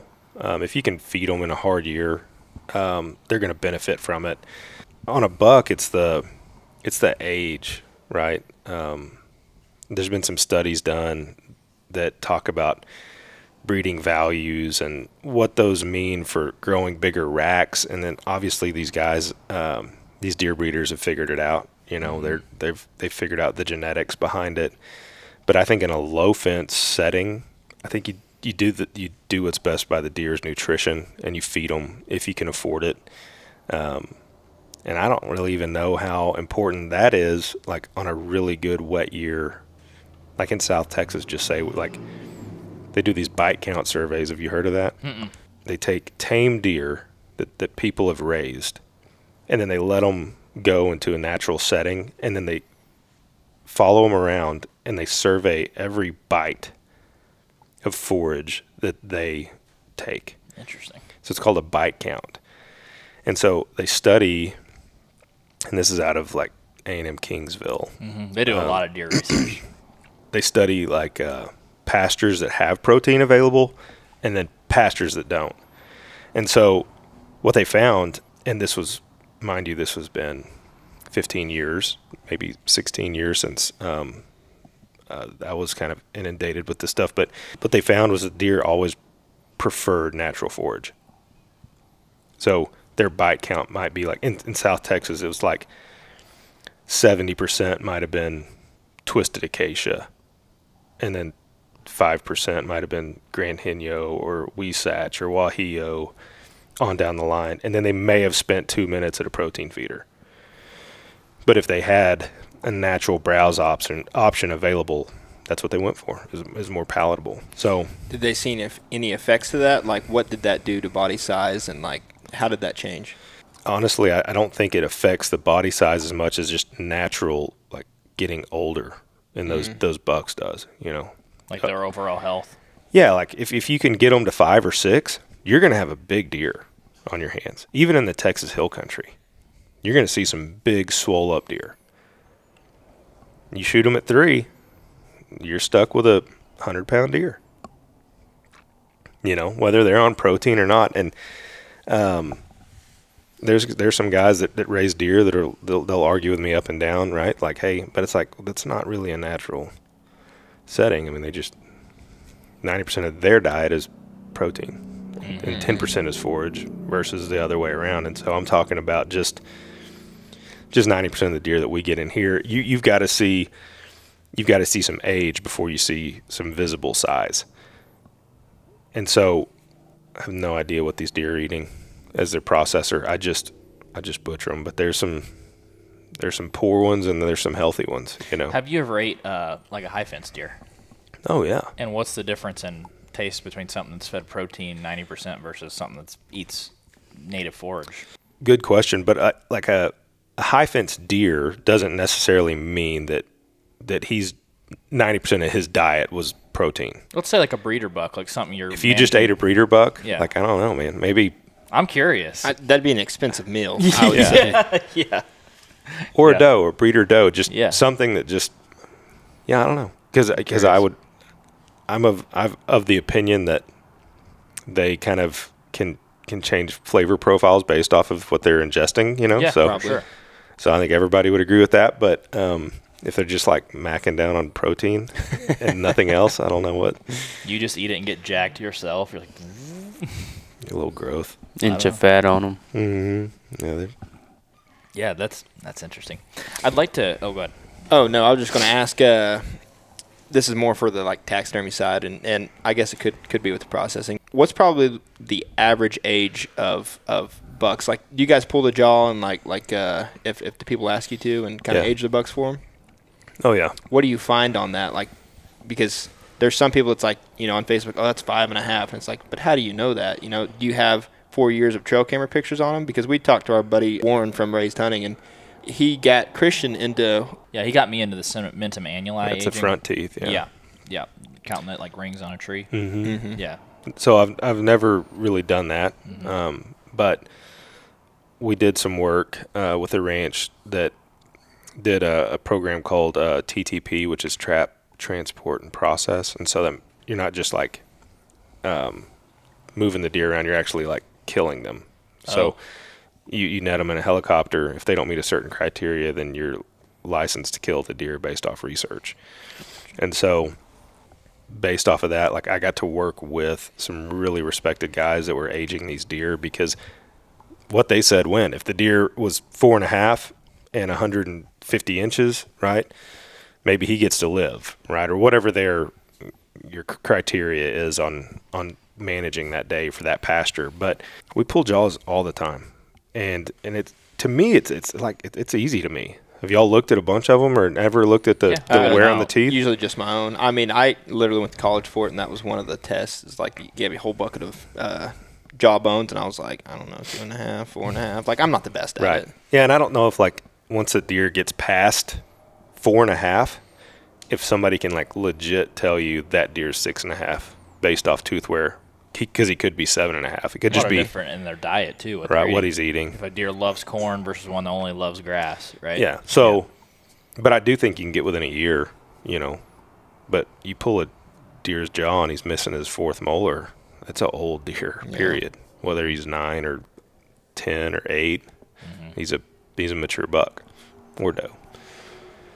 But have you seen like an influx of like older deer coming in with? I mean, I'm from Oklahoma, and I've never hunted in Texas in my life. So like I know y'all have like a 13-inch restriction. So since implementing those, and again I don't know how long that's been around, have you seen like older age classes start coming through, or it's helped? Has it? Yeah, it has. But they still let you shoot a spike. Right. How do you feel about that? Oh man, you had to go there. I'm interested. Hey. Shoot a doe. I don't really see how that makes sense. Like you have a 13-inch rule, but you can also shoot a spike. Yeah, they don't call it a spike. They say like one unbranched antler. It's like that's a spike. Gotcha. Gotcha. Or you take a hammer to one side. If you miss, like I've seen that trick 1,000 times. But yeah, I don't shoot spikes anymore. I used to when I was younger, but I just. Everybody did, yeah. Yeah, that was a thing, right? Like, you shoot a spike, make sure you get rid of that genetic. It's like 90% of them start out that way. Yeah. They really do. If you look at the cull study, too, that came out of A&M Kingsville about the culling and what they did with the moderate culling and all that sort of stuff, like it showed, at least in that piece of research, that culling really doesn't work. Yeah. So it's like you're not culling that genetic out. You've seen a lot of those bucks that ended up being 160-plus inches. It's like year one, they're a spike. Yeah, or they came out of, their sire was a 120-inch buck. That's interesting in that study too. The buck with the highest breeding value was like 123 inches. Yeah, so that was had like monster. That was I worked with that ranch that was doing that. Oh, that's cool. In that time, I was boots on the ground as an intern at Texas A&M doing that. That's cool. And that was crazy because we didn't know the results right till like years later, and then the findings came out of all the stuff that we did. Like we had 360 protein feeders that we had to keep filled and keep record of on this range. And so glorified, just free labor almost, but all the studies that came out of all of the helicoptering and the aging and the selective culling and so on and so forth, like I was blown away that like that was the finding, like that there is no real genetic thing out there that helps, like especially if you cannot control. I think the whole deal is you can't control the doe. Yeah, her dad might have been a beast. Right. Yeah, you don't know. So I was so pissed, man. I was like, dang it. All these years I thought that you let those 10-pointers go, you're getting 10-pointers, and that completely like debunked that. At the Hunter's Advantage, we live by the KISS slogan. You were not supposed to tell them that. No, I meant we like to keep it simple, stupid. All jokes aside, Exodus is the definition of keeping it simple. Let's say you aren't really sure what arrow setup you should run. The Exodus Arrow Builder will help you build the right arrows for your exact setup. Or if you don't have time to change those trail cam batteries in the dog days of summer, Exodus has a great selection of cell cameras and regular trail cameras, and if you pair them with one of their solar panels, you'll be set for a long while. I've shot over a dozen deer and a big old black bear in Saskatchewan with these arrows, and I trust them to fly right and get the job done. And they have something for everyone with the Exodus NIS micro diameter arrows or the Exodus MMTs. So if you want to save money on Exodus arrows, cell cameras, or anything else they got on their website, make sure to check out ExodusOutdoorGear.com and use code HA10 for 10% off. Once again, that's ExodusOutdoorGear.com, and make sure to use code HA10 for 10% off at checkout. Now let's get back to the podcast. Shoot the 8s. Right, and I will shoot the 8s, but just not for that coal. Yeah. Not for a coal reason. Yeah. Yeah.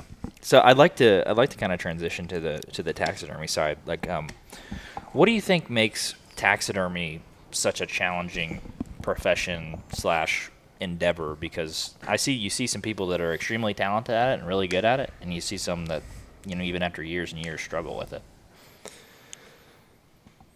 You want to fill Yeah, this one? I think a lot of it has to do with, I mean, you're learning year in, year out, but you get better as you go. And Cole's taught me a lot, and I'm still learning, but it's definitely an art to it. So Mason is a good taxidermist, right? Like better than most. But it's that continuing education part, honing your skills and taxidermist, and you try to stack your work up against another taxidermist, like you're going about it the wrong way. Because why would I like paint my picture the way you paint your picture if we're looking at the same mountain? Shouldn't. Right? Like my picture should look like the mountain that I'm painting. And that dude's picture should look like his version of it. So my version of it should be as anatomically correct to an actual deer that I'm mounting. Right? And so it's more in the study of where's this muscle, where's that vein, where's this lip, where's this eye tuck in, to where you can get anatomically correct. And then you throw in an 8.5-year-old South Texas buck, wrinkled up and scarred up and Roman nosed, and then you try to recreate that. Yeah. Or you get, a 4-year-old Kansas buck in, and they're just giant anyway. They're twice the body size that we have, and longer hair, and less features. They kind of look like a teddy bear, you know what I mean, compared to some of our deer. And it, like, my friends in the industry and people that have never heard my voice before, that are a taxidermist elsewhere, I will say this: mounting a hill country deer, a whitetail, with a 15 or 16 inch neck, and that's the measurement behind the ear under the jaw, is the hardest thing that you can do to make look not just right, not just anatomically correct, but like appealing. The form's so small. They're so small. Yeah. Yeah, I've noticed that because I got a couple mountain bucks that they don't got a big neck, because I got a 23-inch neck out of a North Texas buck, and then I got a mountain buck that's 110 pounds, and I'm like, that mount's hard to make look right. Like, oh, it's tough, even man. when you do it perfect, it's beautiful, eyes look amazing, lips, and I'm like, still kind of looks a little weird, It does. It just does, because they look weird. Yeah. They look like a greyhound. When I would love nothing more than to mount just big bruisers all day long from Illinois or Kansas. My job would be so much easier. Mason's job would be so much easier. But we don't get that. We're not, we're a Central Texas taxidermist, and so a good bulk of our deer are 3-year-old whitetails, and it might be a kid's first deer. Or, hell, I've mounted them, for my kids or myself. Like you just get a big frame deer sometimes. I'm going to put him on the wall. Oh, yeah. But they got a little bitty scrawny neck, and you can stretch as much as you want to stretch, but it's a tough deer to make look really good. And so, what makes taxidermy tough is sometimes it's just the piece you're working on is tough, but sometimes it's somebody's perspective of it or their perception of, like, hey, I'm used to this other taxidermist, even though this dude has no idea what a deer is supposed to look like. They're just used to his work, and so then they see my work, and they're like, well, that doesn't look like this guy's work. Sure. Well, it's never going to. Yeah. It's never going to. But in general, man, I think taxidermy is going in a great direction. What makes you say that? Oh, people are – it's becoming more glorified. Right? Like more viewed as like art, or in what sense? Yeah, like you should see there's like the castings that these people are doing on like the mouth, now, and eyes, and like the noses, and like a licking deer, open mouth, or grunting, or bugling elk. Like it's going in a great direction. It's becoming, obviously you've seen it. Go to any dive bar in College Station or whatever, you know what I mean? Like look at, it's came a long ways. look at the deer from then to now, and then it's still like making jumps. And that's what's crazy is we've got to stay with that curve because we want to. How do you go about that with all these new forms and castings coming out? How do you still try to stay with that curve and make it look realistic with these new things coming out? I just play with it. With it? Yeah. It's just like anything. I mean, you're going to try it a few times and kind of suck at it and then redo it. Yeah, but we get, we're lucky as a deer processor, we get capes off a deer. A lot of taxidermists, man, they don't have that luxury. And so I get capes that I can play with, and we can fiddle with something. But ultimately, it has to be a customer that orders it. Like, hey, I want this crazy thing. Like, okay, well, here we go. I haven't done it yet, but Yeah. But just in general, it doesn't have to be a deer mount. Like, have you seen these turkey frames that these guys are doing now? Whoever thought of that, man? Awesome job. Great for taxidermy. They're making these ornate, gorgeous frames out of turkey feathers that They're are like just, laying the individual. yeah, I don't have much time. I haven't done one It's yet. crazy. They're beautiful. Mm-hmm. They're absolutely, like, look them up. Yeah, I haven't seen them before. They're awesome. Yeah. Well, how do you think people stay up on the anatomical or learn the anatomical stuff? Because I've heard of a lot of taxidermists that have either had their own set of captive deer, like our taxidermist in Oklahoma has his own set of captive deer, and he's like, I just noticed from being around them all the time, like, oh, that pit in the eye's a little different, or like this is actually a 1/4 inch this way, not like that. The lips do this. Like, how do you do it, or how do you recommend people doing it? There's a little bit of a fine line between sometimes like anatomically correct, like the anatomy of the deer, just kind of like sometimes they're a little bug-eyed looking, like that's just the way they look, like a in a certain pose or position. It's like I'm going to push my eye in a little bit more to where it's more pleasing to a person, right? Sure. And so it's just like anything. There's good podcasts and there's bad ones, and like maybe somebody wants to listen to this one because this is interesting, or they think it sucks, and so they listen to something else. But this is your job, and you might know that as a podcaster. Yeah. Right? Like, this is a good episode, or this isn't.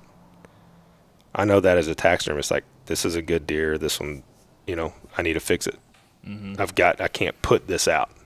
Something's got to change. And so you fiddle with it and you mess with it, and luckily you can do that. It's not like you can't undo anything. Like, you can undo anything in taxidermy, like, while you're mounting it. I can take the whole thing apart and start over. Like, as long as it's not dry. Yep. You can redo it. Even if it's dry. I can. Really? I've told my guys, I've told Mason, all my other taxidermists, and I've started 4 or 5 other shops, in the state, just by training guys, and some successful ones. Tell them, you can't screw it up, man. You've got to be willing to try everything you can to make it look good, right? And if you go too far, then you start going the opposite direction with it. And that's unless you see a taxidermist, like, start to finish mount one, like, you have no idea what I'm talking about. But it's clay, it's epoxies, it's glass eyes, it's foam that can be carved or added to, it's capes that can be stitched or cut and moved, And so ultimately you want it to look good on the wall. I mean, that's like, everybody just wants it to look good. Yeah. However it needs to look good, Cole, just do it. Are there certain ones that you look at and you do, and you kind of chef's kiss, and you're like, I wish I could do them all and make them look like that one? Like, is there ones that you're like, that's it, that's just it right there? Yep. Always. Oh, yeah. And that's the really happy customer. Like, And that's typically like the deer that he's not like the biggest in the shop, but he's like got a crazy beautiful cape. Yeah. He's got like stark, like, white eyes and a black nose, and, like, you know what I mean? Like, just deep colors that make him pop. A white, like, really white throat patch, and then a nice little frame on him or whatever. But and then you pick the right form. And so it's like those deer that are almost, the cape makes it. Not many people, like, notice that as much as they should, I think. A cape, I mean, a pretty cape on a deer makes the deer. Well, I've shot 2 opening day bucks October 1st that still kind of have that summer, like just super short hair. And I mean, long they're just red hairs. Gorgeous. Yeah, and tough to stitch. Yeah, I've shot some that are, rut bucks in November, and like I shot one last year that was like a caramel color, and he just doesn't, the cape just doesn't look that good. Like, he wasn't a very pretty deer. He had real coarse hair. They get gray. A lot of times they get real gray and muddled. Mm-hmm. So yeah, that plays a part in it. Yeah. So we can't do anything about that. Yeah. Unless you want me to take an airbrush or some sort of dye or something to it. But the cape, that chef's kiss, that's a damn good mount right there. Like that, of course you see it. Mm-hmm. Yeah, I like the bucks that have I'm a sucker for like caramel horns and like dark chocolate capes. Mm-hmm. Like those really dark capes. Those are pretty. I like those a lot. And I love the early season, like the short hair. Those are gorgeous. How do y'all handle the velvet stuff? Like, do you try to like keep the natural velvet on if they bring it in that way, or do you try to do that artificial stuff? So we send them off to a freeze dry facility, and with the original stuff that's on it, we typically do that, and then sometimes it'll be slipping off. So in that case, we'd have to pressure wash or boil the rest of that skin off and get it reflocked. So we have to reflock it with that same texture and color. Yeah. Let's say like new guys that are trying to get like a velvet buck, maybe in Tennessee, or maybe they're going early season mule deer hunting. Mm-hmm. What is the best way to preserve that velvet? Cold and dry. Yeah. Cold and dry. That's it. That's like rules to live by. And when you're doing anything for the meat or the mount, cold and dry. How long do you usually have until it starts like peeling and falling off? Oh man, if you get it frozen, hell, you can freeze dry it yourself for 2 years. It'll freeze dry itself, the velvet. But not anybody wants to wait that long for a deer mount. So we have to put it in a freeze dryer, and you can mess them up. I mean, like, as a hunter, you can mess up a very pretty, velvet rack. Throw it in your truck bed, bounce it around, drag it, be rough on it. You can't come back from it.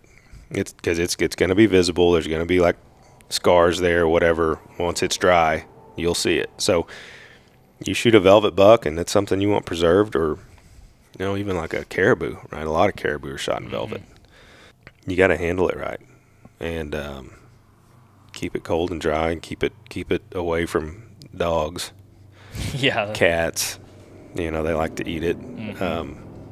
Reflocking is always an option. If it's hot, you shoot a deer, you can get his meat in the cooler, but you can't get his head, which is a common problem. Mm-hmm. A very common problem, right? We can always reflock them, but don't be afraid as a hunter to take a sawzall and cut that skull cap right in half, fold those antlers up, throw them in a freezer. Really? Yeah. I can build it back in 10 minutes. That affects the scoring of the deer, though, right? You have to have an intact skull cap. I've never shot a deer that big, but but yeah, you'd have to have it intact. Yeah. Obviously, if you're on the cusp of getting something in a book, don't do what I just said. But if you want to keep something good or for storage, right, you can always take a sawzall and right in the middle of the skull cap once it's caped. Yeah.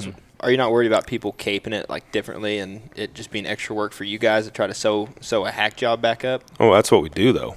Yeah. Like every day, all day, every day. We love when we get to cape one because it's our cape job, but we don't expect people to not try if they're stuck in, on an early season hunt somewhere or whatever, like just, come up here, go to your local taxidermist, see if they'll take the time to teach you how to actually cape a deer, because less than 1% of our hunters cape their own deer, So I would love if they would, because man, it would save us so much time. Mm-hmm. Yeah, I started caping mine on this year. I did like 4 of them this year, and I took one to a taxidermist, and it took me like an hour and a half to do the first one because I was like, You know, like every little micro cut. And he took his blade and grabbed the lip and was like, and like 2 cuts. I was like, dude, that took me an hour and a half to do that. Yeah. Oh, yeah. Yeah, it was awesome. Yeah, but if you're an adventurer, like, or if you're a backpack style hunter, you're a go-getter, you're in the mountains, you're doing whatever, you got to learn how to cape a deer. You cannot just cut it to the throat, cut the head off, and then start packing it out. It's too damn hot most of the time. Typically too hot, or you're not fitting it in a cooler, and it needs to be, 40 degrees or below for that thing, the hair not to slip on the cape. Get that cape off of that, put it in a bag, keep it cold and dry, then get it to me or whoever you're going to. But learn how to cape a deer off the face. I can cape a deer off the face every 4 minutes. Right? I mean, it's just, and do it on the deer that you can practice on the deer that you're not shoulder mounting. Mm-hmm. Do it on your Euros. You don't have to have the whole cape there. If you have the head, you can just do your Y incision and start peeling it off. Don't cut through the back of the eyes. Be careful. Is there anything you recommend when like prepping it? Let's say you're on, a backcountry hunt or something like that, or maybe you're just at deer camp and you're not planning on leaving. Even if you get one on day 1, you're not planning on leaving until everybody leaves, like on day 7 or something like that. Let's say you get one and you cape it out, you cape it off the skull. Is there anything you recommend, like maybe cleaning blood off of it, or after you rinse it off, would you hang dry it first before you roll it up and throw it in a bag and put it on ice? Like, how would you go about that? No, I wouldn't rinse it. You wouldn't rinse it? No. Even if it has blood and all that stuff on it? Yeah, I wouldn't rinse it. I mean, just like we talked about earlier, you start adding water to it, and it soaks the cape. It's not good. Mm-hmm. Now, if it's a Dall sheep or something and you get blood on it, you're going to want to wash it. But then you try to let it dry a little bit before you bag it. But in my pack, man, I've got 3-gallon Ziplocs. 3 to 5 gallon Ziplocs. Go online, buy them, put them in the bottom of your pack. Like, stop relying on junk plastic bags to keep your stuff dry and good. It's convenient. Leave me alone, okay? It's so easy. Just get 3-gallon bags and like a whitetail cape, slide right in them, zip it up, and it keeps it dry. So my suggestion would be, you're on day 1, you punch your tag, drive into town, find somebody with a freezer, if you can. What's the longest you would leave one in a cooler before you're like, I wouldn't recommend a cape? That. Yeah. Maybe 4 days. Yeah. Because if it's dry, it's like maybe you can go 6, right? Yeah. But it's like inevitably the water seeps in, and then it's waterlogged. Mm-hmm. Murphy's Law. Yeah, and then like, oh crap, I just drove 14 hours and forgot to re-ice my cooler, And so now the water's just a little warmer than it was. So if you can get it frozen, freeze it. That's a good point. Need to make some friends out west with some freezers. So we kind of got some miscellaneous questions like that we can kind of rapid fire at you guys. But what's one of the worst? Have you guys ever had a zombie deer or an axis or some sort of exotic that's came through like a terrible job somebody's done on a cape, or cut it way too short that you guys have like resurrected back from the dead? Is there like a crazy one that you guys can think of? Oh man. Hack job when Mason first started, you had to sew back up, or yeah, we don't want to talk about that. Well, we don't want to talk about how Mason had to learn, but there's one. He mounted a deer one time, and I hated it so much I just cut it off at the neck. Let's start over. And it wasn't a customer's deer; it was a practice deer. It was during his schooling. I said, "But you don't get to start over. You actually have to like put this deer back together, and then start over." Oh, like sew the cape back together and then. Yeah. So I cut the form off, the back of the head, everything. But is that when you put in your 2 weeks for a little bit, or what? I'm like, got to figure this out. Now the briskets are always gone on deer. Yeah. That's a fun one to fix. It's like for some reason it's like you can go up a little high, but if you just go up in one line, it's okay. Mm-hmm. We'll just bring it back together. But some people just really love to like do the old watermelon scoop, and there's just no brisket left. Yeah. Or they cape it, and they cape it on the inside of the leg.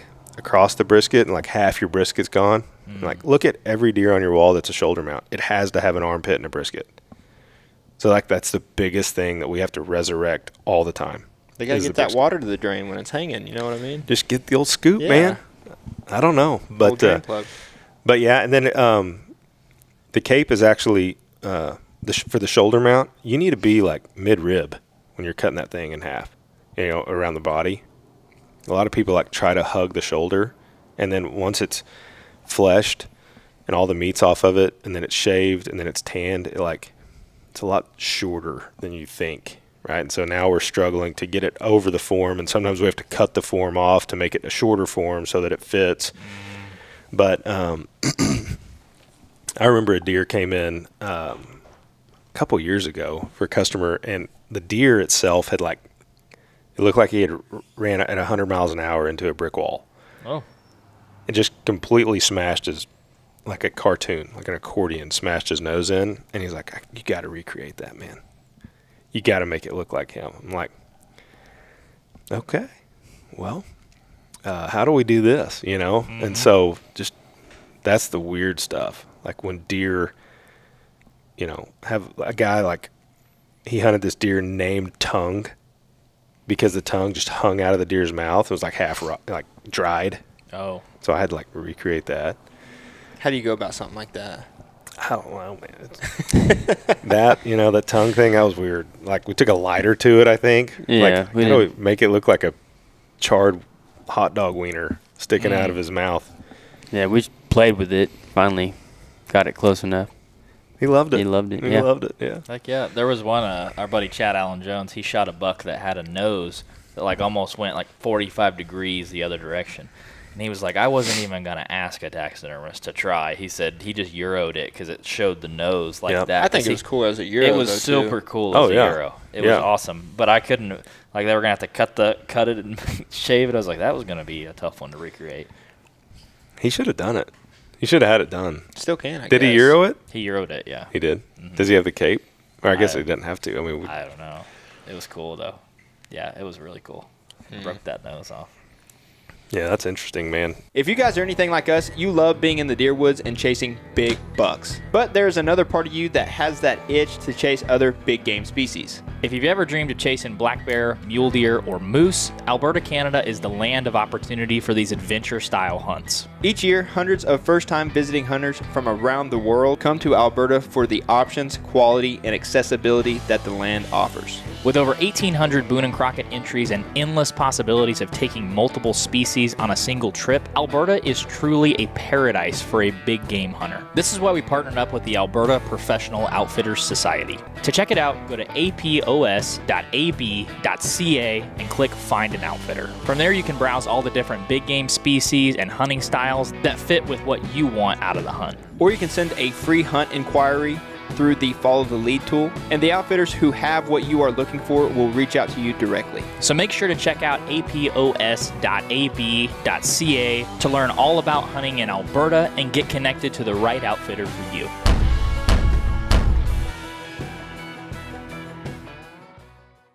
No, it's taxidermy's fun because you never know what's going to come in the shop. You never know who's hunting where. Mm-hmm. And so we were in the cooler earlier, and there's like a zebra hide in there that somebody just dropped off. Yeah, and like an axis. Yeah, axis, zebra. And so you get to talk to these people and hear their stories, and you just pray that like you can do a good job for them, and that they are receptive. And so like our timeline at the shop is on any game head. If it's a shoulder mount, we don't want it here more than a year. And typically, we're trying to get it out in 6 to 8 months. Some guys are 2-3 years. I don't know how they can stay sane with their customer base doing that, but they do. You know, I guess life-size mounts take a little longer.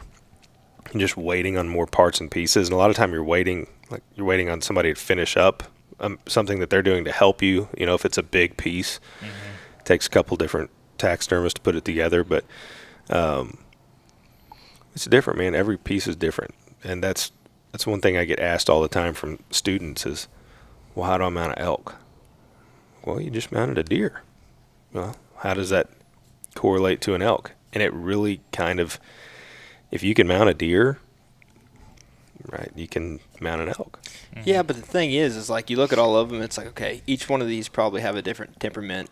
And so you got to kind of adapt that style to try to make that species look realistic. That's impressive. Yeah. Yeah, and that comes with longevity. It comes with seeing it over and over because you kind of know the shortcuts and the pitfalls of taxidermy.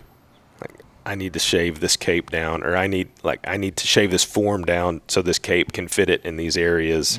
Otherwise, I'll never get this thing sewn up, or whatever the case may be. There's 1,000 different variables, but that's the stuff that like Mason learns every day. And I'm not saying I don't. I do. I see stuff all the time. I'm like, man, I've got to build something to make this look natural, to make this look good. And so you get into those situations, and luckily you have somebody in the shop, or you have longevity that's like, hey, I saw this once before. Yeah. I can fix this. Yeah. How is that hiring process? Because, I mean, if you take a look around, I mean, any business, it seems like people just don't want to work. So, and like what I do with the lawn and landscape, and like you could train a monkey to do it, right? It really takes no brain cells. I do it, so that's living proof. So, but with something like artistic, like, and it's your name on the line, and you know it's people's memories that's going to be hanging on their wall. How do you find people with that care, and how do you keep them around like Mason here? Yeah, I guess I got lucky. You know, I think that plays into it a little bit, in that I was blessed with some guys that came in and then bought into the career path. Like, I love this. And so then you just start training, and then hopefully they develop into an artist. And you're fixing their stuff along the way, and you're investing a lot of your time, or my time, into Mason, like betting on the come. You know, is the juice going to be worth the squeeze with this? But you're right. Like, ultimately, in today's world, there's not a lot of people that want to work. That's a lot of work. But I guess just like any business, you incentivize your help financially. You know, hey, you get a part of this mount if you mount it, or what, you know what I mean? Like a piece of the pie type of deal. But you can go to any taxidermy shop in America, and it's probably a guy or a girl that just has a passion for the outdoors, has a passion for animals, and wants to be in that industry. If you don't, the industry weeds you out like quickly. And so I don't have to worry about if somebody's going to stick around long enough to stab me in the back once I teach them everything. It's typically like, yeah, this guy's going to make it, or this girl's not going to make it, or that girl's going to make it. You know, whether they are good at running a business, they could be a good taxidermist. So you got to be both. Yeah, I respect what you guys do a lot, because it's a lot of pressure to bring somebody's memory back to life, especially from my perspective, because I put so much pressure. I'm like, that mount, oh my God, it's going to look amazing. Like I'll sit there at night sometimes and dream about what that mount's going to look like. Well, that's on like my the wall. second best thing. Besides shooting the deer, the next gonna best go day pick it is up at the picking it up. taxidermy shop. Yeah, Absolutely. Exactly. Yeah. Oh, yeah. Well, I wish everybody shared that sentiment. Like, I really do, because we love that. The guys in my shop, when you come in and you're jacked up about it, we love that. It's the guys that shoot a 180 and they come in, they're like, meh. You're like, dude, that thing's incredible. Look at it. Yeah. Like, yeah. Wife will let me in the garage. It's like, okay. Okay, he's bummed out about the wide. That's not hunting related, so I understand his Yeah. Well, hopefully that's the reason. But yeah, I mean, it's when you guys, a guy comes in and they're jacked and they can't wait to see something that they've put their time and money and they've invested in. You know, it could have been for years hunting the same deer or whatever. No, and then I'm like charged with, hey, take care of it. Make it look right. Okay, well, here we go. And then I do it over and over and over again, and so does Mason. So do the other guys in my shop.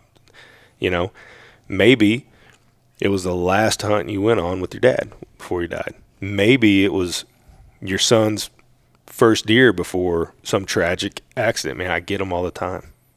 All the time. This was the last deer that me and my grandpa shot together. Or whatever the case may be. This is the last duck my dog retrieved. Oh, yeah. That's tough. Before, it ultimately got shot or got hit by a car or got cancer. You know what I mean? So we hear all the stories all the time. And believe it or not, man, we mount a lot of stuff and like make a phone call and then like that guy's dead. Mm-hmm. It's happened a lot. What do you do in that situation? Just try to notify like the next of kin, like, hey, I have a like Facebook, or like try to find or send a letter to the home. Mm-hmm. Like I have this mount for this guy or girl or man or woman, whatever. I've already accepted that mine are going to be in restaurants across Yeah. America when my kids get them. I don't Garage expect them to sales. take them all because I'm going to have a bunch of them. Yeah. That's Yeah. funny. So I don't know, man. It's everybody has their own story, and some people want to take an hour to tell it to us and some people want to be in and out, So we listen to all of it. Yeah. Mm-hmm. How often do you have somebody leaving like a good sized deer behind because they just can't financially afford to come get it? Does that happen very often? On European mounts, mainly. Really? Yeah. Yeah, and I think the deer that we have left behind on the taxidermy side, I don't think the person ever planned on, like initially ever planned on picking the deer up. See, I don't understand that. I don't see how someone could do that. I really believe it's like prime example would be if you own a big ranch and then like your son brings his buddy hunting and the buddy shoots a deer and it's the obligatory, well, you better mount that thing. And so then they're finding themselves, let me take you to my deer processor. Let me take you to my taxidermist. And so the buddy's like tagging along. Mm-hmm. Like, okay, yeah, mom says I can mount it or whatever. And they never plan on picking it up. Mm. You know what I'm saying? Yeah. It's the ones that typically don't give a shit about hunting. Yeah. And some of it sometimes, very, very rarely is it a financial thing that actually holds somebody back. Yeah. And I have a true heart for that. Like I will hold a deer indefinitely if somebody can just let me know they're on hard times. But it's the guys that just avoid the call, they don't answer, they never pick up, they just don't want it. Like, oh, it burns me up. You could have a skull cap of a spike I shot. I'd be like, you're going to give me that back. Like, that would piss me off. I have every deer I've ever shot. Yeah, I still got my skull cap of my little spike. Oh, yeah, man. And you could tell me the stories Yeah. Mm-hmm. of when you killed them. Yeah. Well, looking at all these mounts and stuff, like obviously this room is just filled with success. And what we like to do at the, kind of to wrap it up is we like to ask you guys, what is that one encounter, whether that be shot opportunity or just a blown encounter, I guess, that still haunts you to this day? So, like, what's your all's close but no cigar? And we'll start with you, Mason. Give me 1 second to think about that. Oh, you're good. You're good. I guess we'll start over here. Well, your brain just, the Spartan race just took it out of so you. many I missed guess, encounters. something like that. Blown opportunities. In Mason's I do the same defense, way. in his defense, he has been like wrecking a house today, like completely tearing one down. I think he's a little beat up. Yeah.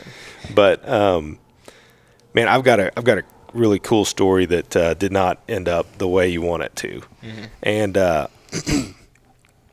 I found a part of southern Illinois that was bow hunting only for public land. Mm-hmm. And this has been years ago, but I got into bow hunting in 1999.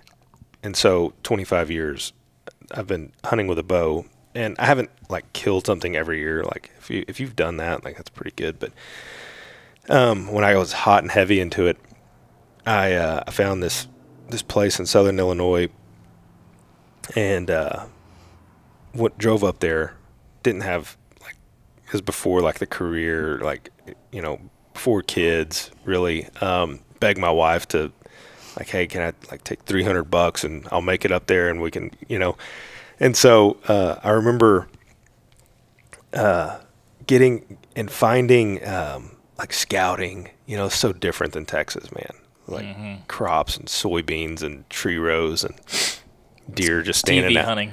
Yeah, That's what you like expect to see. Yeah, and I've got this like crappy stand, like a tree stand thing that I'm like packing around, and we never use them here, right? So I find this like random tree in this wooded area, and it's like rows of like, I guess, pin oaks or something, small oak trees, but there's rows of them. They're definitely planted by the DNR or whatever.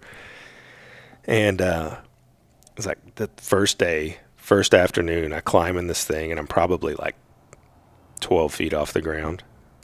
Well, I should have been 25, but I'm afraid of heights, so I'm not doing it. I'm a 12 to 15 like feet person, trust me. Oh yeah, I'll find the thickest cedar tree and shove something in it and sit in it. Yeah. But man, I remember thinking like I'll never see a deer this way. There's no feeder out there, Yeah. Had no faith in it.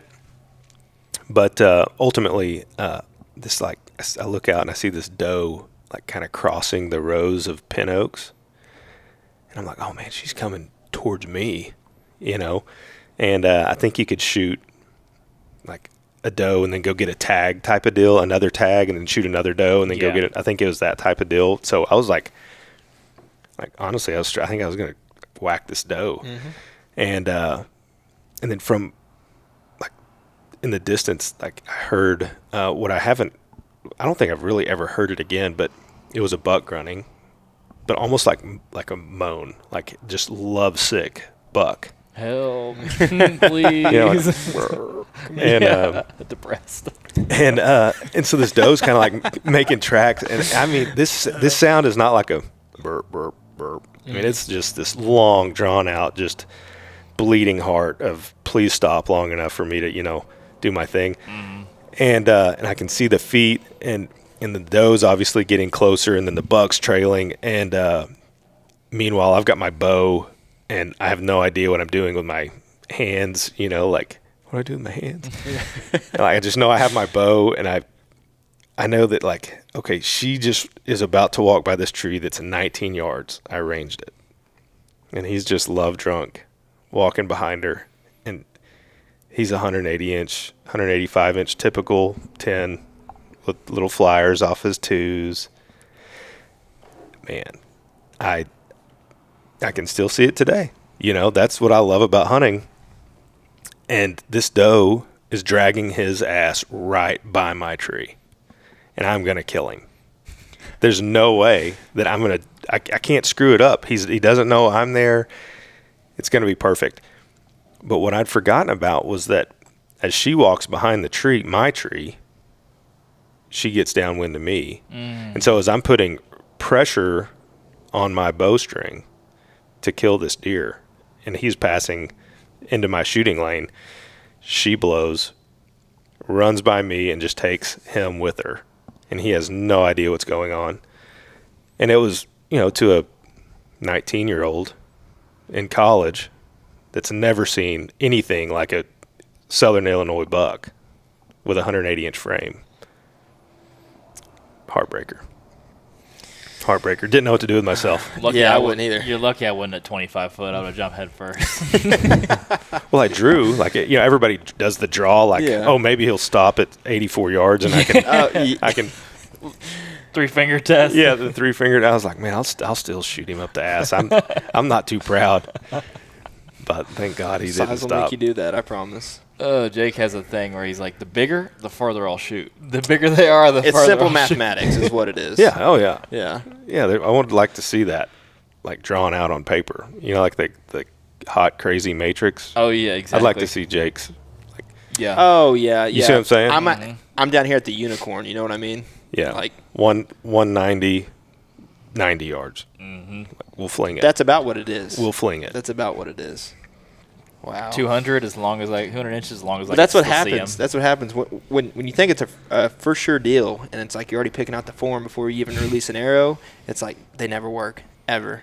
You've heard about the curse, What's that? taxidermist curse. It's a real thing.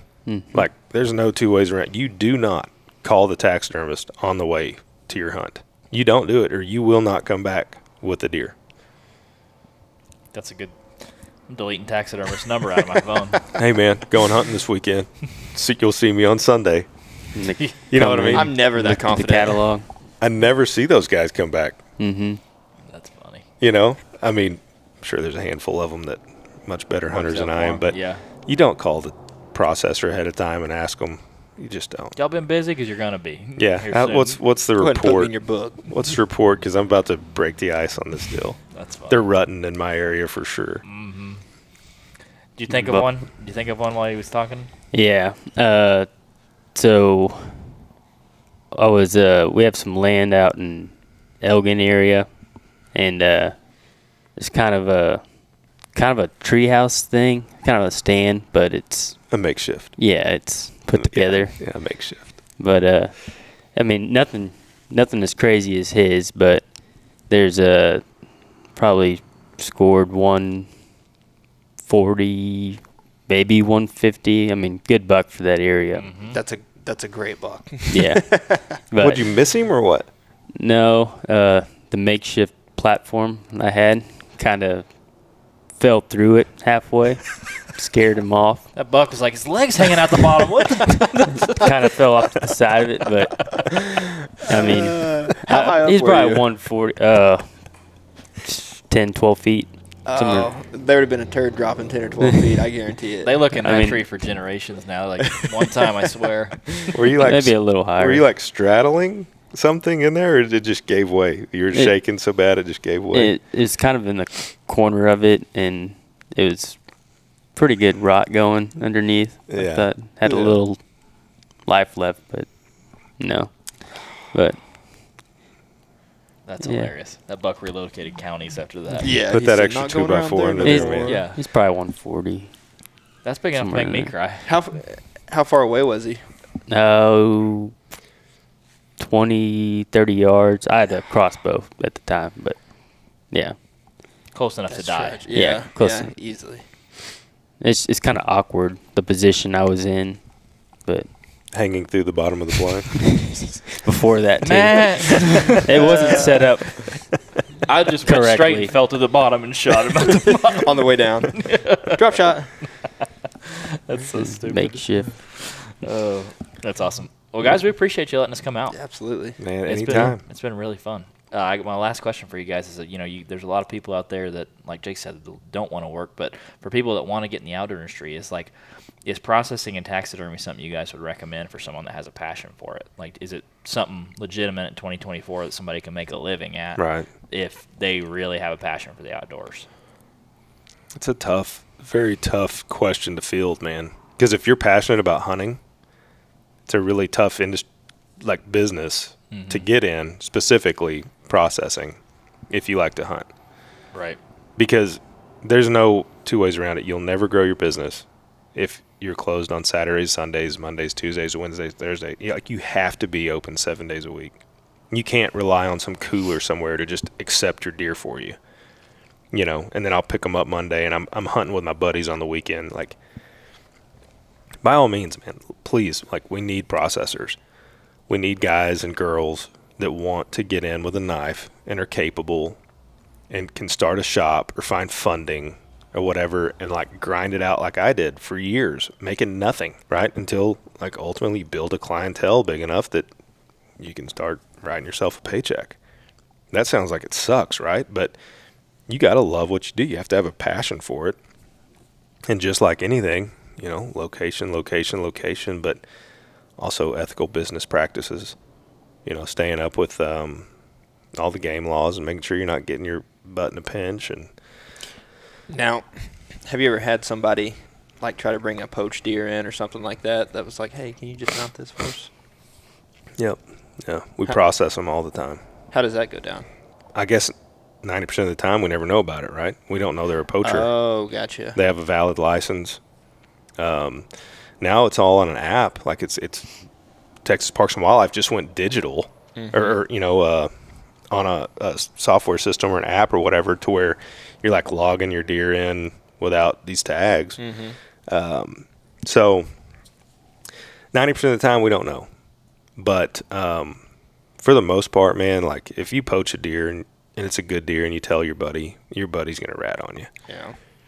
They get pissed off, because they're hunting their butt off and doing it the right way. And typically it's a friend that calls in to Operation Game Thief. Yeah, my And buddy's so- a prick. That's what I would say. Yeah. Hey, go ring this dude up because it's not his first one. Yeah. Right. He may have let him slide a few times, but and at that point in time, a game warden will come see me, say, "Hey, do you have record of this deer? Right? Do you have record of this hunter and this hunting license?" And they typically know that the deer came to me before they even come here. And so if I have the deer, I have to hand it over, right? Whether it's in whatever form it's in. If I've already deboned it and it's waiting to get processed, or if I've processed it, I'm like, hey, well, I just lost $200, Yeah, $250. You know, I processed it. I still have to pay all my guys, and then the game warden just takes it because this prick poached the deer. I've had deer in my shop that are mounted as shoulder mounts, and hunters recognize them. And then like, hey, who shot that deer? He just disappeared. Like, oh, I don't know, man. I don't. I mean, I'm not gonna like just tell them who shot the deer, but they'll take a picture of it, and then they start doing their research, and then they start researching neighbors or whatever, and I mean, they found them that way. You know, so I don't have any control over that. Yeah. There's hundreds of deer hanging all around here all the time. So, yeah, it's a seized deer thing and a ticket and a violation and potential loss of hunting rights and all that stuff. But for me, as long as my documentation is sound, I'm not getting anything. Yeah. You know, in a poaching case. Now, like if I'm taking deer in as a processor that I know are poached or don't have a valid tag, you know, and then they come in and they're like, hey, man, that was the guy's like 8th deer on the same document number. You know, you're going to get a violation of some kind. I've never done that. But So basically, you got to keep tabs on all the hunters too, or do you have like a software system? That, like, yeah, we have a software system. Okay, cool. We developed it, but it's not as like crazy as, you know, intricate as you think. I mean, it's a database. Yeah. And it's just for our company. It's not something that like we share to Parks and Wildlife. It's something that they have to request to see. It's it's essentially a really dressed up cooler log. Yeah. Because anything that checks into my cooler, I have to have a hunting license for. Makes sense. Except hogs. They changed that. I don't have no hogs. Nothing wrong with that. Well, like I said, guys, we appreciate it. This was really fun. It was. I'm glad you guys we let us come here and do it, and obviously came in on a Saturday. You know, and that's not normal. So Yeah, man. Well, Appreciate hopefully get some good feedback off of it, and we can Yeah. field some questions or whatever. But thank you guys. Appreciate Yeah, of it. course. Where can people check you guys out for people? So a lot of people that listen to this are from Texas. Where can they find you on the web, and where can they check you guys out for taxidermy or processing stuff? Like, where are you guys located? Yeah, so we're in Liberty Hill, Texas. HuntersCreekProcessing.com is the easiest way. Just go to our website. I think we're on social media and stuff like that. I mean, we're kind of old school, you know. I mean, we're still processors, but we've got a Hunters Creek LH Instagram, and then Stevens Taxidermy on Facebook. Okay. So you can check us out. But the main thing that we like is just come in the shop, man. Say hey to us. Yeah. Introduce yourself. Tell us your story. Kind of tell us what your expectations are. Look at the menu. Like I said, there's 27 different items to choose from summer sausages and jerkies to meatloaf, you know, bacon ground pre-seasoned Jalapeno patties. cheese sausages, you cannot beat them. Oh, they're so good. I've brought some of this stuff to deer camp, and there's been no complaints so far. Oh yeah. No, I mean we try to build in something for everybody, right? Like there's going to be something on the menu that you're like, I don't like chorizo. Well, don't order it. You know, get something else. But give us a call. You know, I guess that would be a way too. I put my plug in on 512-778-6008 extension 0. There we go. All right. Cool. Thanks again, guys. Thanks, guys. Appreciate it. Thank you.